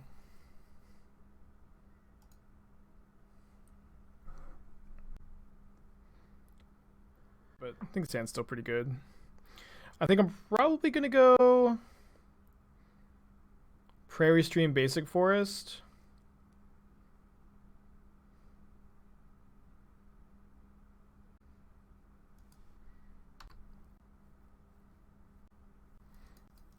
I didn't think that, you know, they were, oh, what a start.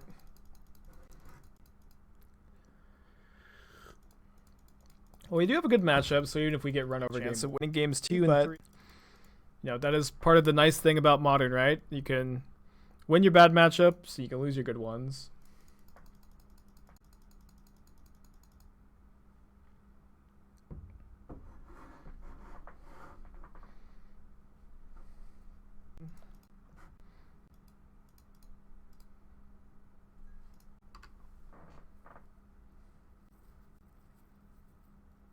Oh, Inquisition.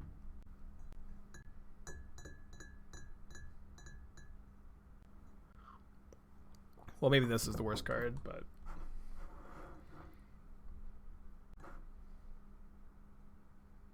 yeah, I feel like shouldn't they have just gotten both? Maybe they just have 3 discards. They have 1 card left in their hand. It's a Fatal Push. Yeah, I think they've messed up. I think that this was they should have just left us with a Witness in our hand, right?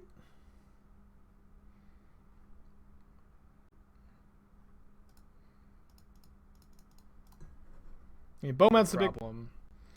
But we've got a good chance of being able to draw out of this, and even if we don't, we do have a good matchup in games 2 and 3. That was a good top deck, although we have an Ice-Fang to deal with it. I'm gonna block and make them sack the Bowmat. They should just sack now to like I'm gonna block, you're gonna sack. Just save us a second. Not a big deal. They've got 3 cards in their hands. What do we draw? I'm going to main phase Ice-Fang to see if we draw exactly Wall of Omens. It's possible this isn't good, but all their removal spells are instant speed anyways. Interesting draw. I'm going to play the Snow-Covered Island because I want to get a green source with this Strand. Maybe they play Kroxa and let us discard Uro.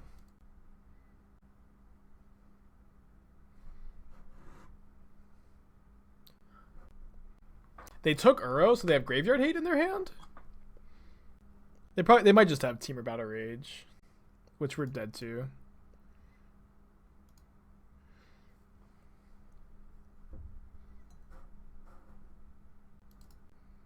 Really good chance of winning games 2 and 3 though.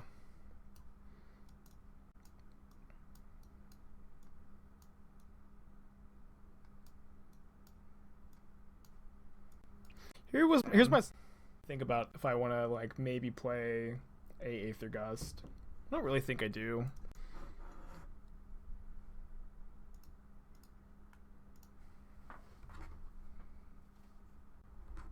Is way better in sideboard games. I think Teferi is really, really good in the sideboard games specifically because they tend to slow down a lot. I don't think we can really not play this, but I might play like Aether Gust over Ephemerate number 4 in a sideboard game maybe. But we do just have 6 1-mana removal spells and then 7 2-mana defensive creatures.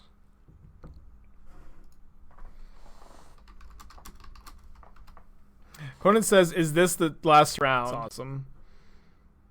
Keep this. I think I'm going... We could play Forest on turn 1 to represent Veil of Summer, and to, if we draw Basic Island on turn 2, we could prevent them from playing a Scourge.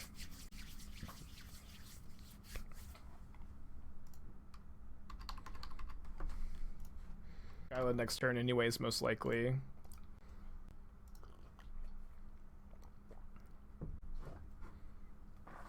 Oh no, Athena is here to demand my attention. So good. Oh no.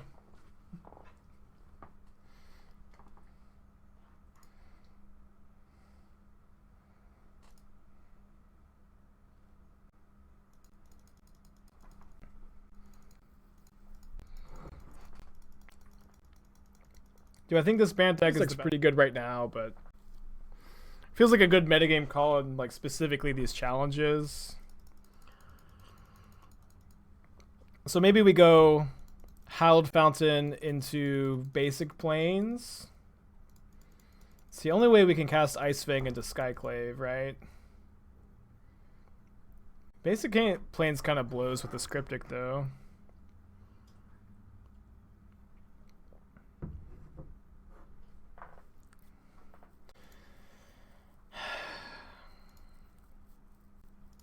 And also, like, we also don't have Death Touch. I think I need to play a little bit, you know, conservatively, make sure I can Skyclave the Scourge.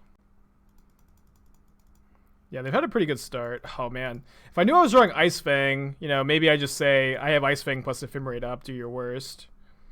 I guess I can still do that, actually. Because the Ice-Fangs will have Death Touch.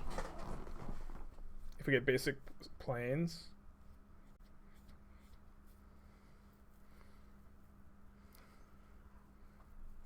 It's bad against like a land or 2 removal spells is bad too. Yeah, I'm just gonna get basic planes and Skyclave here. I might need to, I'm guessing I need to take Athena outside between games 2 and 3. But this feels like the line to me. I think the fact that we just lose to 2 removal spells is enough of a reason for me to do this.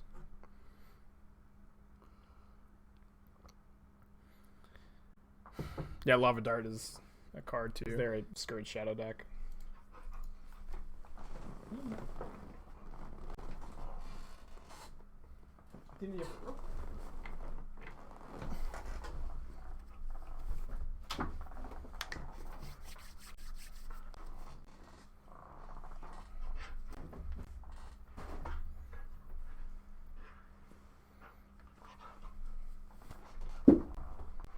%, play Lava Dart, but these deck big draw step.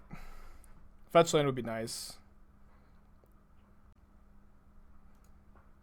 Okay, so let's play Ice-Fang. See if we draw a white source. We do not. I think we just Antonize the Scourge, and then now we have 3 snow permanents, so even killing 1 Ice-Fang means they both still have Death Touch.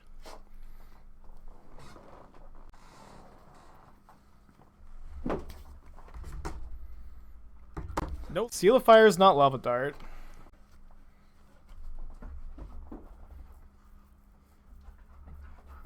Two removal spells is bad.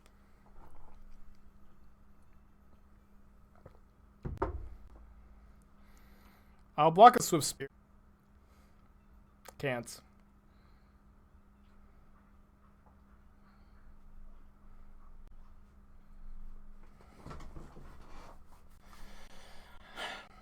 There we go. Not out of it yet.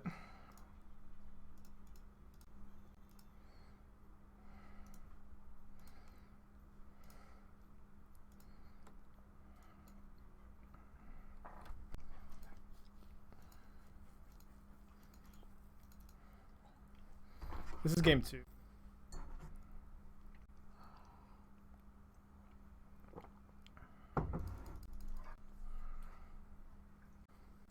I'm just going to take 4. Now path. Getting a Prairie stream. Play Prairie stream spike. I'm not dead, am I? I'll go to 1. Oh, man. So close. So close.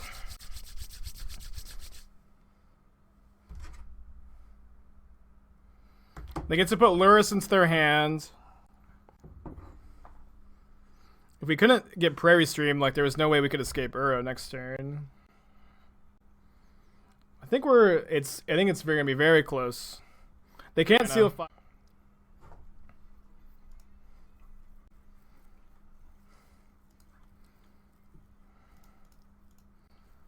Although now we're dead to seal a fire if they.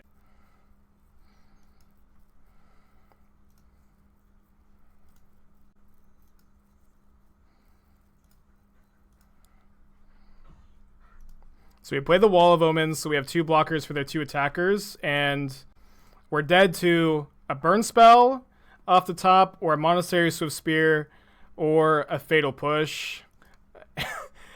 We beat other cards. Beat that card. We untap! We untap! Hell yeah, baby!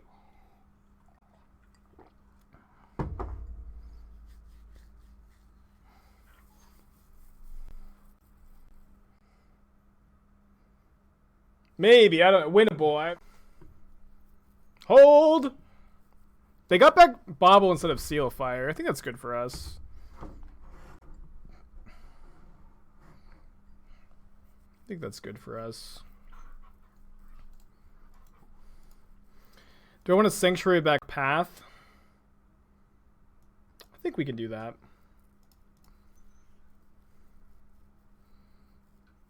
We couldn't do this if they had Seal Fired.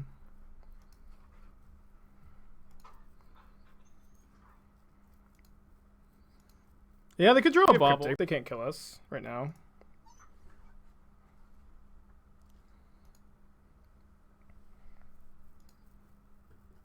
Yeah, good line, Ross.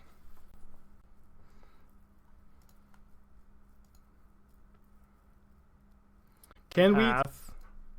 We can? Really?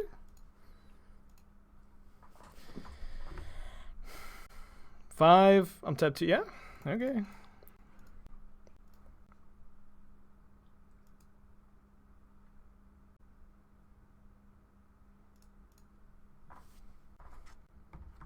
The question, can I Teferi and Cryptic and Path? I didn't expect the answer to be yes. And Athena's asking to go outside so badly, and I've got my dog dad reflexes screaming, take the good dog outside, take the good dog outside. But hopefully I'm going to try to wait till after this game. No, draw step Path the Luris.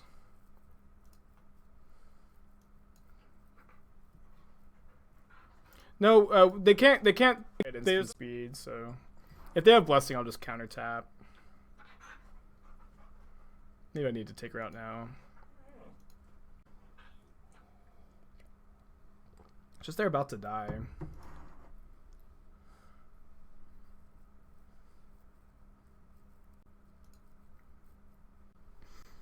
I don't think Esther took her outside before she... Okay, I'm going to take Athena outside. We'll be back for game 3. What an exciting game! Oh my gosh, I can't believe we didn't lose. That's so exciting. Yeah, they're not playing Soul Scar Mage, so I'm not going to bring in Gust. I'm going to keep it as is.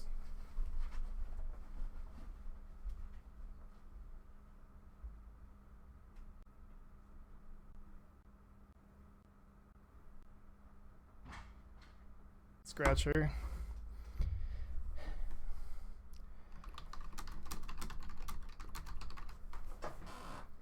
And we can maybe cycle Veil into some white mana. I'm going to keep. Like, On Thin Ice is like the most important card to have on the draw. Obviously, we don't have white mana, but I think we're supposed to keep this.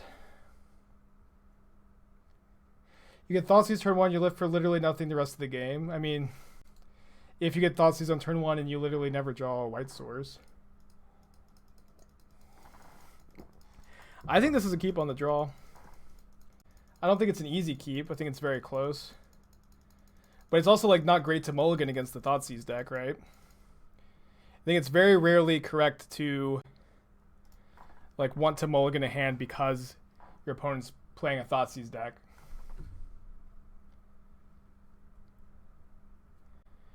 Uro can be good if we draw any land.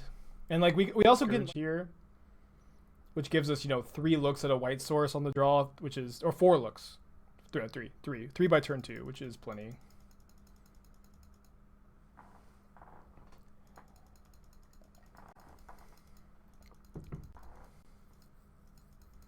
I cast Thoughtseize into Snow-Covered Forest. Yikes. Well, this is the risk we took. I mean, my opponent didn't play another threat. I think that they probably have discard spells, and they didn't want to cast it into Snow-Covered Forest, is my guess here.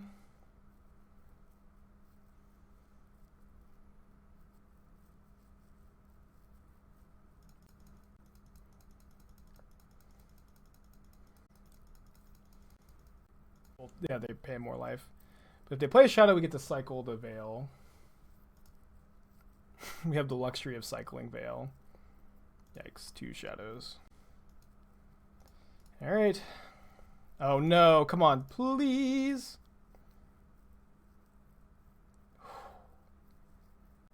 Okay. Let's On Thin Ice one of the shadows.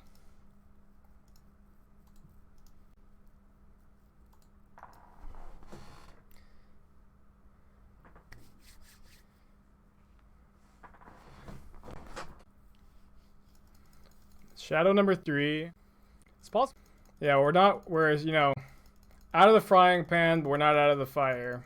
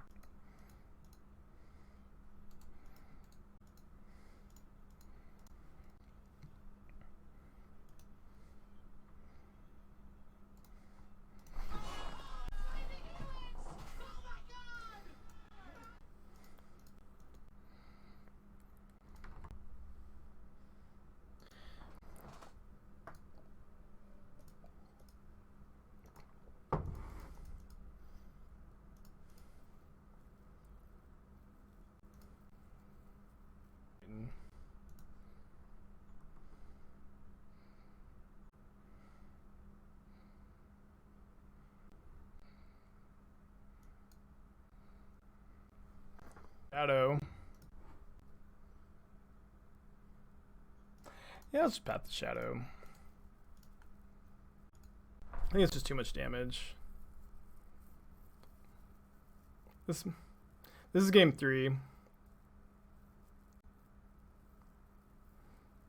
I'm not 100% sure about this. I like look at this. If 6 from the Shadow, just we're dead to any burn spell.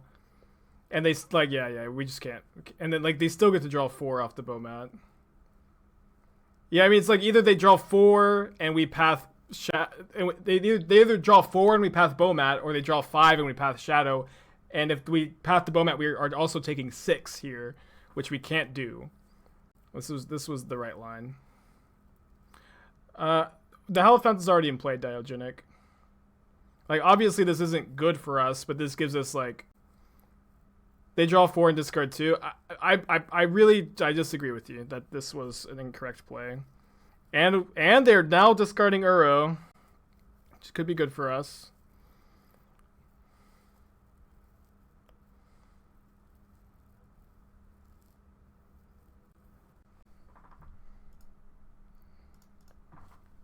gonna escape Burrow.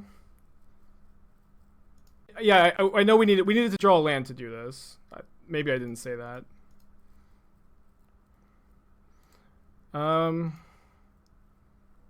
Yeah, I'm gonna leave up Temple Garden because we have Ephemerate, Path, and Veil, but no 1-mana blue spell.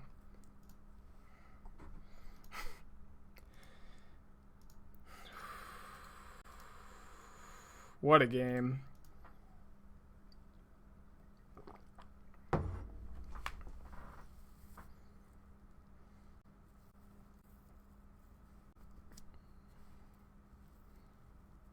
Honestly. Put Lurrus into their hand, play Bomat.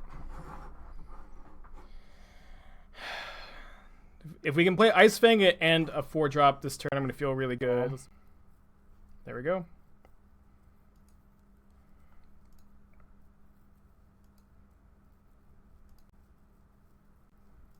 It's totally fine. I know like we didn't have exactly the right colors, but I think it just was a keep, and you do have to get a little lucky in spots like this. And we did.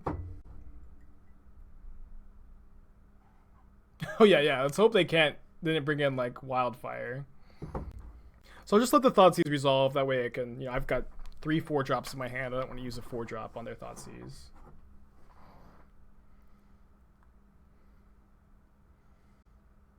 Would this deck still be good without Uro? There may be at that point. Thanks, Trellon.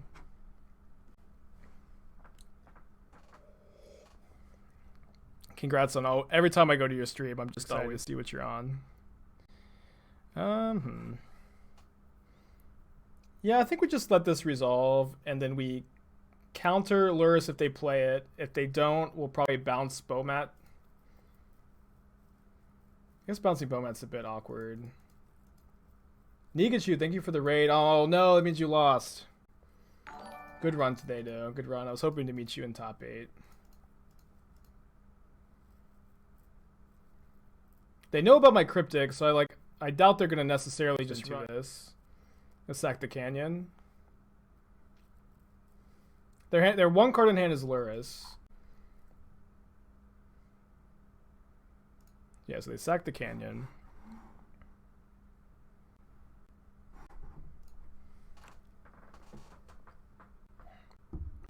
So we need to cast this.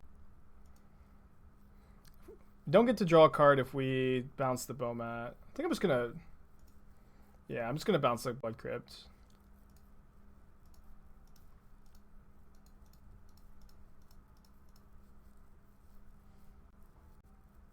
And if we want to escape Uro. No, it doesn't quite do it.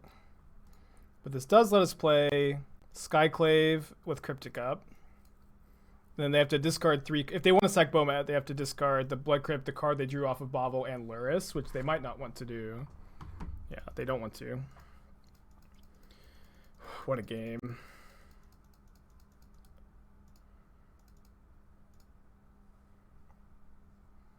But counterbalance is if we counterbounce Bauble, they just get to play Lurrus Bauble, so we can't do that.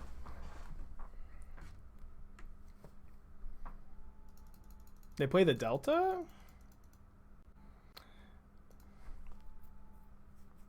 Oh, I got display. Oh. Okay, it's fine. Yeah, no outside assistance, please. Like, I don't think I've been influenced by chat yet, but that is, let me win or lose on my own accord. I think I'm just gonna hold the Cryptic. If we draw a land, we can, Uro plus Cryptic next turn. Yeah.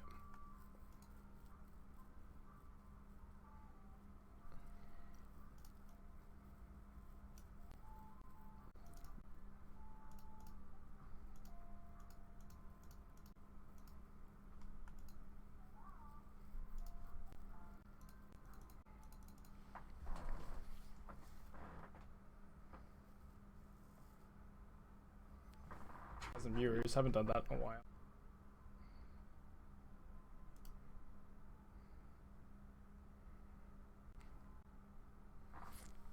Today. Appreciate you. Okay, we're not playing against X-Whale. I thought that we were in 4th, he's in 1st. I didn't understand the bracket. I'm gonna mulligan. Go to 5. Keep this.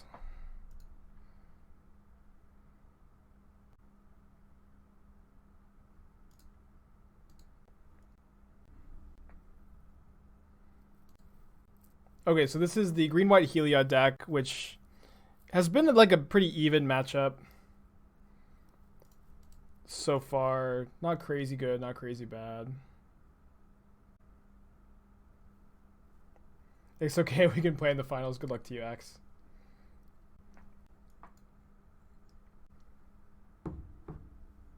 We are also better in games too. We get the Teferi, so we're just not cold to the Spike Feeder Heliod anymore. Where's my fountain? There it is.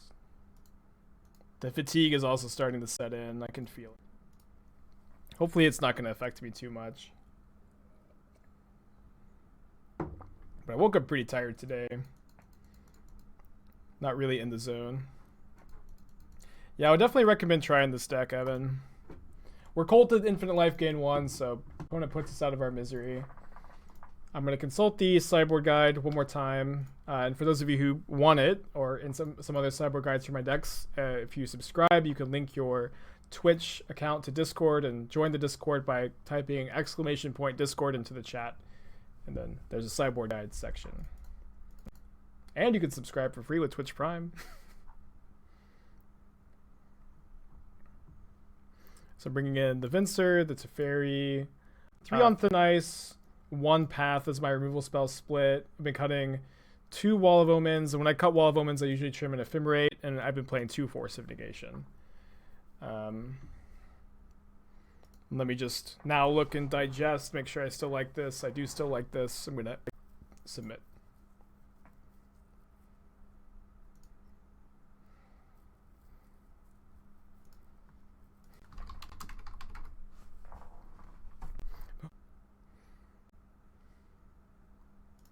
I'm cold to it.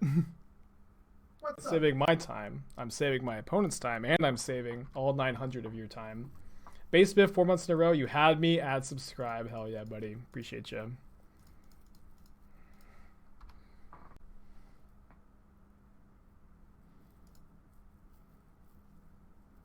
No longer cold to Infinite Life because Teferi here is a bit convoluted.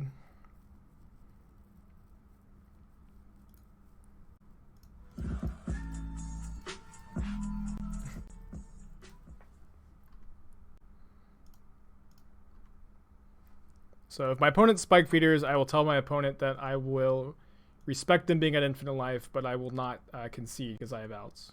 I'll just treat it as if they have Infinite Life. They have a Ballista, though, which is way less of a headache. They untap the Forest to hold up, I'm assuming, Veil of Summer.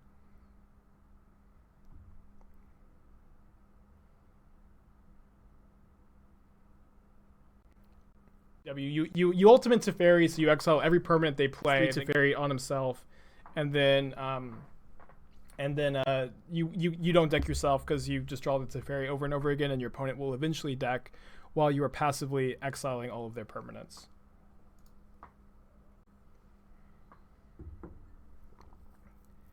think I'm gonna go counterbalance the Heliod. What's up? It's me, your friend, Aspiring Spike.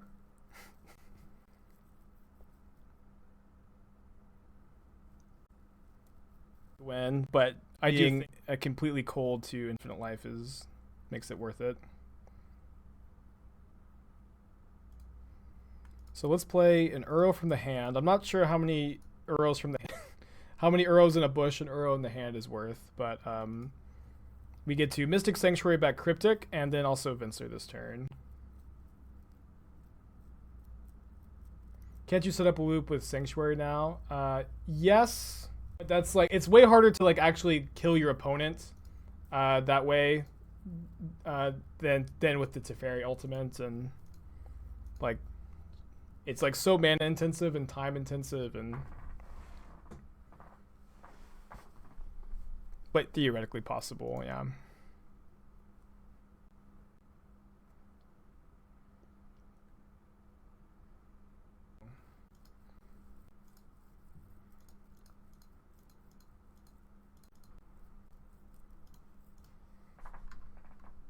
And then I think I just on-thin-ice the Arbor Elf and pass, and I'll attack for 3. Yeah. Oh no, actually, I forgot. I actually played this showcase last week, I played something on Sunday of last week, and I was like 4-0 into 4-3 or something like that. I forgot that I actually didn't top 8 in an event with this deck.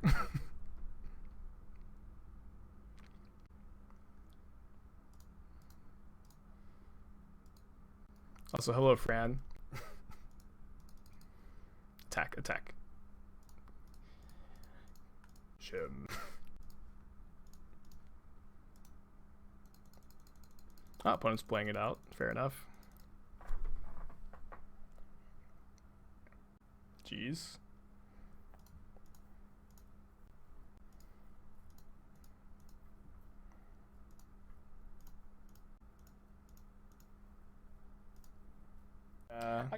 Playing it out, it seems fair because they could go Coco into Spike Feeder Heliod, but we're just not cool to that here because we can. Well, I think we'll even pretty easily beat that.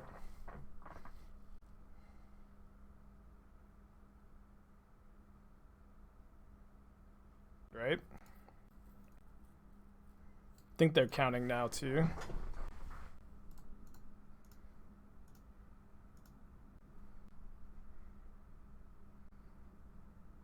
Game 3, baby.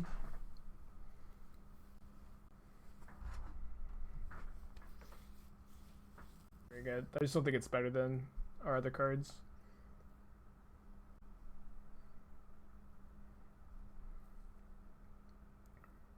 I thought about playing Tim. Hand's very close. Anthonize. If one of this Ice Fangs was a land, I'd snap keep, but I have to go to 6 here. But like Ephemerate Skyclave is exactly what you want to see, so I'm sad to mulligan a hand with that.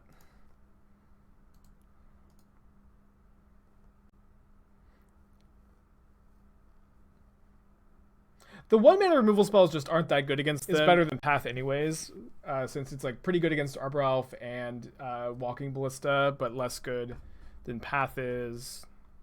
Like I think Path is just not that good against them. It's okay. It's not the best thing you can have. Kind of scared of a Coco.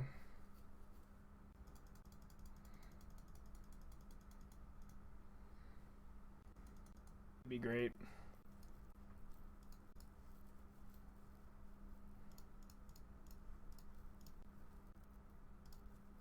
It's held the Veil, maybe not, but they could have just held the Veil, and then just replayed the Conclave Mentor because we still get to draw a card. I'm gonna get Temple Guard in here because it's my only untapped white source I can get with Misty once Fountain is in play. I'm gonna go after the Conclave Mentor. I know I have a Turtle Witness in my hand, but Mentor just with Ballista is so devastating here. And next turn we can maybe go to Teferi the Ooze and Ephemerate Skyclave. So I think I'll take 2 from the Ooze unless they do something else. If I had a Force here, it'd be so nice. They've got choices, I think. No way! No way! Are you kidding me?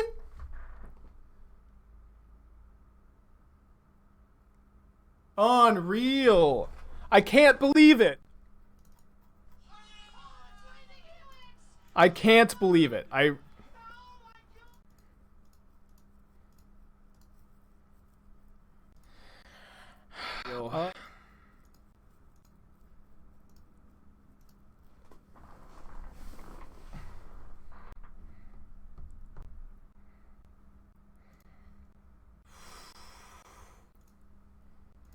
Do not pass.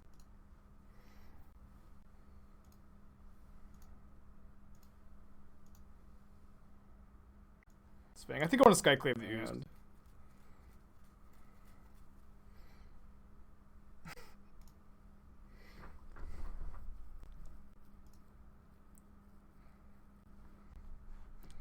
I actually can't believe it. You should hit Ooze first to get... Or Islands. Get out of here, chat.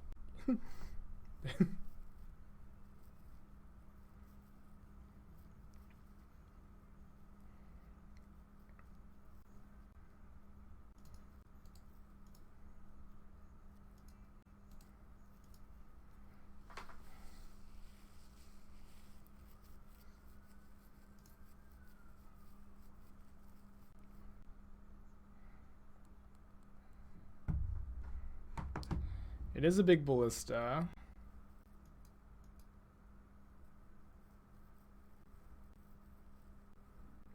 So we ephemerate, they double ping. That also means if we ephemerate and they double ping, they get a 2/2, which is bad. If they draw Heliod, they can't immediately kill us. No, they can.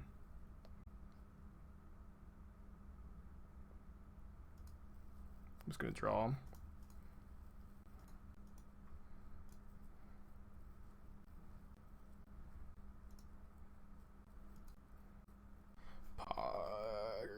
Poggers.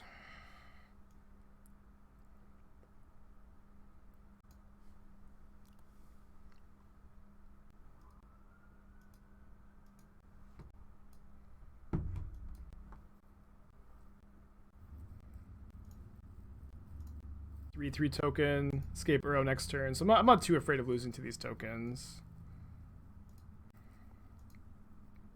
Can't Mystic Sanctuary.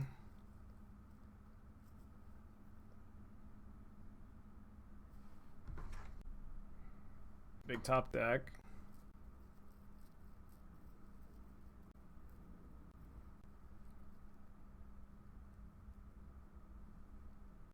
I'm not going to trade Sky Captain. That way they can't protect their combo by sacking it down the line. And we're just not going to lose to these illusions. We can maybe bounce one with Teferi here. Yeah, now we're definitely not blocking. Only have 3 greens, so we can't Uro and Cryptic unless we draw Mystic Gates, which has been kind of the secret all-star of the deck.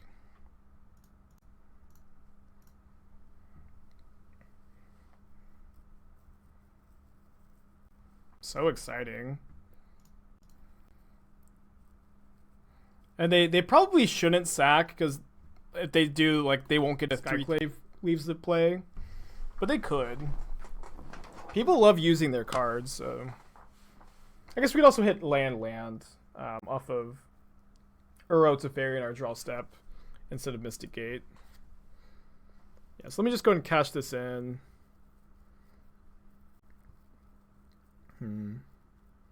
Now we could Mystic Sanctuary Remand and escape Uro. Seems worth it to me. Or can we escape Uro, Teferi, and Remand? No, we're a little short.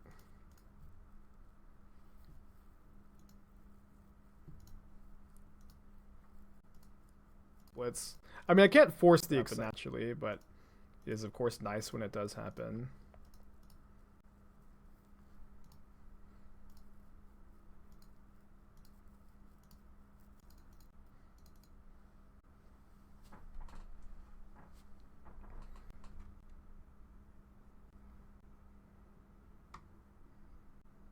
Mateus34 taught me that. Hey Shane, how's it going?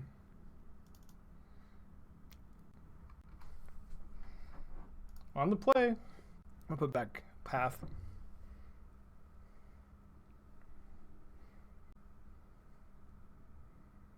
Welcome, Spikelings. Nux.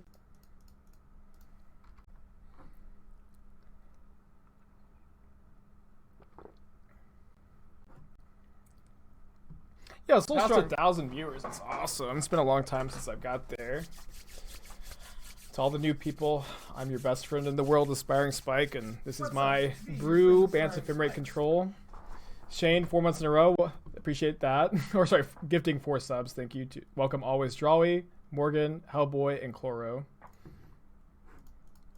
I do a lot of brewing in Modern, and sometimes my brews are good. What's up? It's me, your friend, Aspiring Spike. Yeah, my opponent says they're restarting their client, so I'll give them a second. Yeah, a total of 87 gifted subs, which is crazy. What's up? It's me, your friend, Aspiring Don Mars, Spike. thank you for your subscription as well.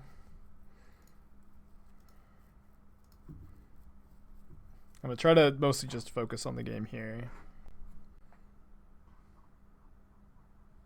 Welcome, Spikelings, to the Shark Typhoon.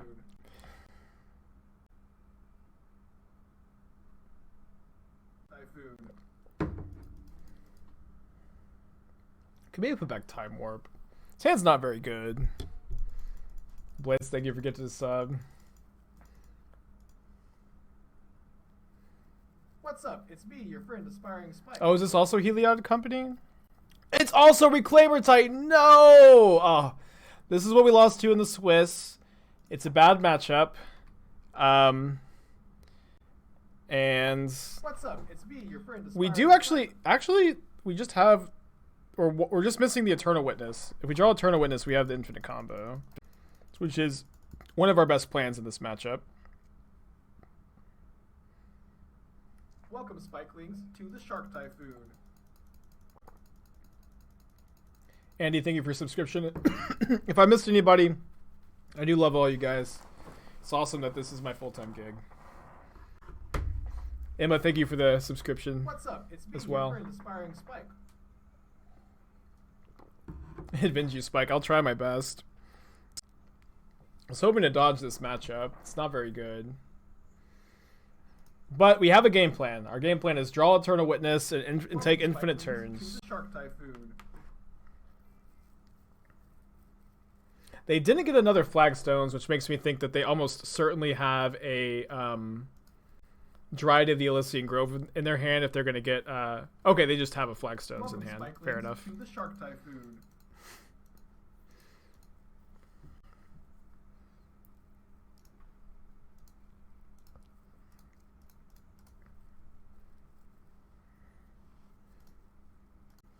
Welcome, Spikelings, to the Shark Type. I'm going to draw 2, hopefully. If they path in response, it's not that big a deal, but it's not good for us. If they path, it means they can't Reclaimer, and, you know, of course we get a land. Appreciate all the hype in chat. Like, a level 4 hype train is crazy. They do path in response. Let me get a snow-covered island here. But the Ephemerate goes to the graveyard, which is an okay place for it to be if our plan is to take infinite turns. That's not a very good draw. I'm just going to go exploring here.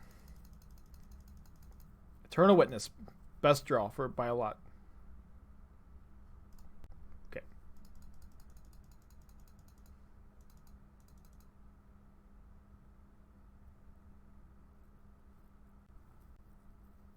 Welcome, Spikelings, to the Shark Typhoon. Log, yeah, that's actually a good point. Classic Magic. But few too many lands.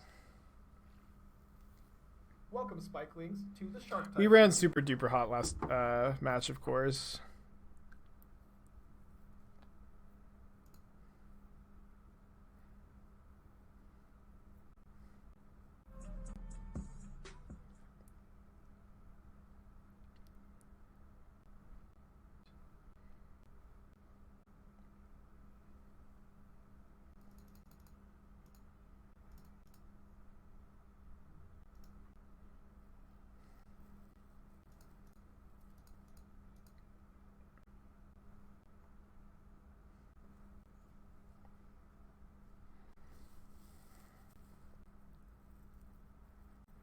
Opponent's thinking about ghost quartering me.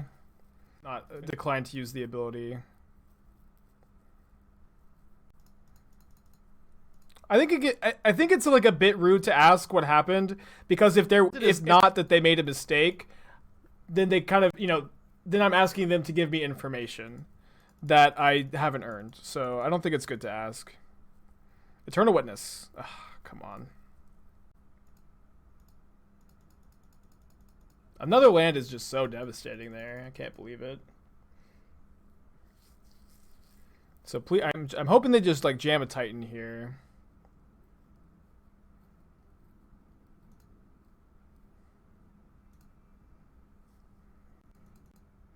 I don't think Venser's that good here, honestly. Maybe I was supposed to Venser the Reclaimer. Yeah, now they can just bog. Okay.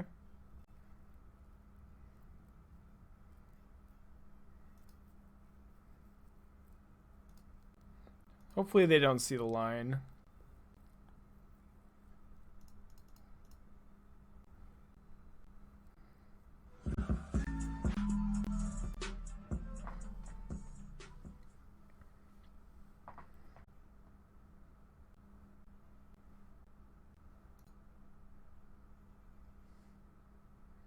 If we counter a Dryad, there's not much they can do about it. So I think I think we've played the game the best we can. Possible chance to win.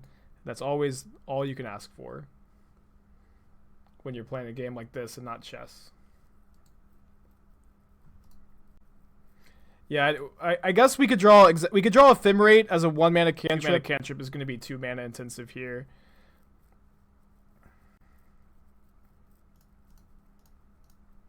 We have a 2-outer here, a 1 in 20, so a 5% chance.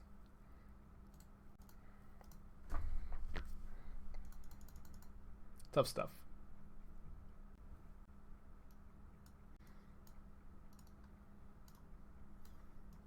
Your friend Aspiring Spike.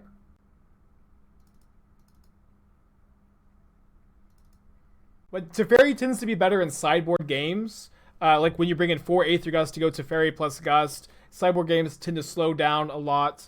So I do like Teferi with a lot of my sideboard strategies, but I don't like it so much in game 1 of a lot of matchups. Although it's fine to main deck. It's not like it'll be that big a deal. Wouldn't Path to Exile Antonites be better than Path to Exile against lands? You'd think so, but they play Ghost Quarter and Blast Zone, and they're really good at like tutoring those up aggressively. And so and also you need to answer Dryad at instant speed a lot of the time. So I think Path is better.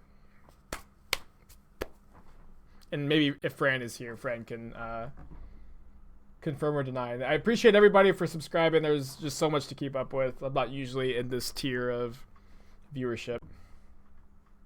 But I do appreciate you guys being here and hanging out.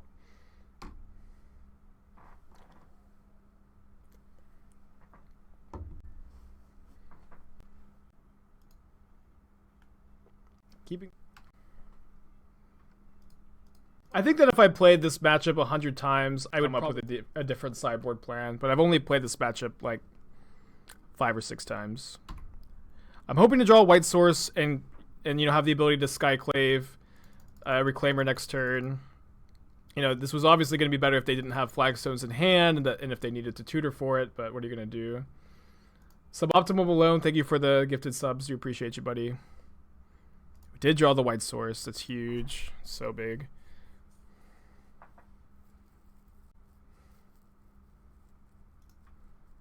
I'm sorry, I just can't keep up with the notification.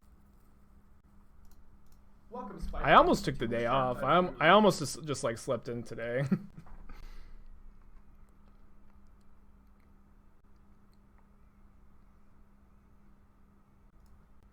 They got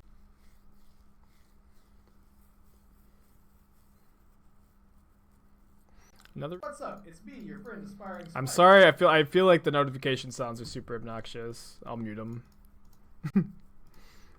A good problem to have. Too many notifications. So if they have Castle Garenbrig, they can Titan us next turn. 1-mana Rampant Growth is broken.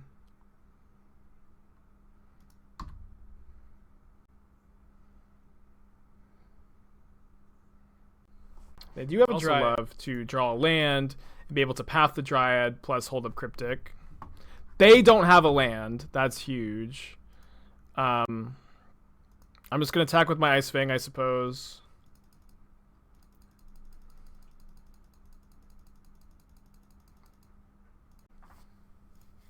They should crack their relic, right? Hello, Athena. How you doing? Athena's coming to cheer me on too. I'm going to counter draw. I'm going to get Veil of Summered and lose the game, possibly. We'll see. Hopefully not. Thank goodness.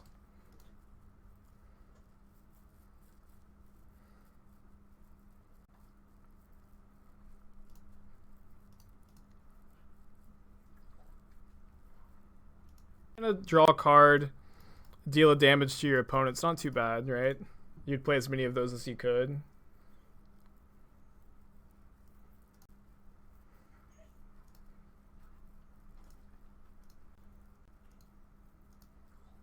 On our turn, 4, or we can path on their upkeep. I'm just going to path on our turn.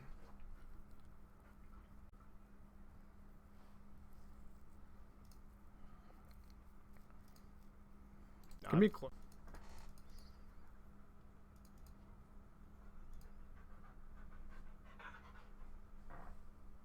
Me to make the finals of a tournament. It's like her internal clock is the same as last week, where she's like wanting to play so badly right now. Oh man, I mean Path changes our game plan a bit, but it's not the end of the world.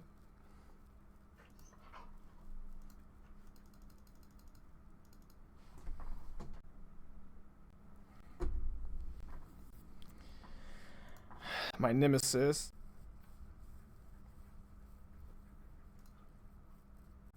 I think they're gonna bog me. Seeing here is if we tap their team, draw a card, attack for 3, Eternal Witness back Cryptic Command, tap their team, draw a card, attack for 5. That's a win. Guess we missed a. Poor Athena. Need to draw a land in the top 2. We did.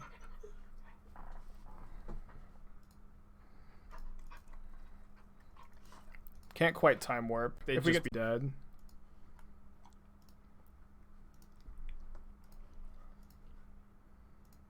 Obviously, if they play up to like, oh, we can tap bounce Sanctuary and then Sanctuary back Cryptic. Athena, no way. Athena, everybody thinks you're so misbehaving right now.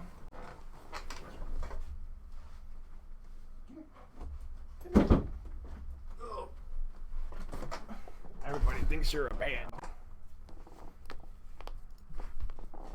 I bet Soulstrong's dog isn't doing this to him or her. Or them.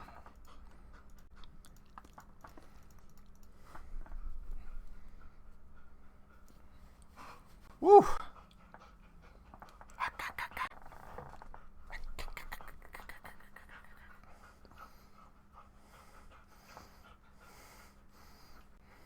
They have just lands, they're dead. Okay, if they get if they have a Bajuka Bog, we lose. Looks like they're casting another Titan. We can just draw another Cryptic, I suppose. Oh no, we're 1 point short! I mean, we can just do this a couple turns in a row, though. Sorry, I thought I counted right.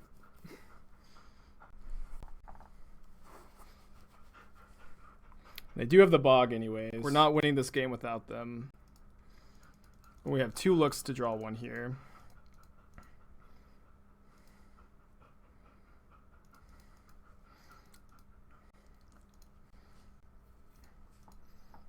And instant speed zombies.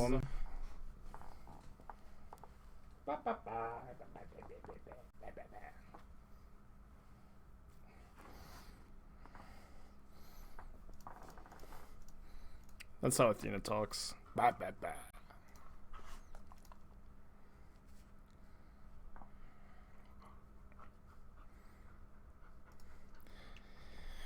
Alright, Athena, get down. Stinks because we got second last week. We're getting a second again this week. But it's not too bad. That's not too bad.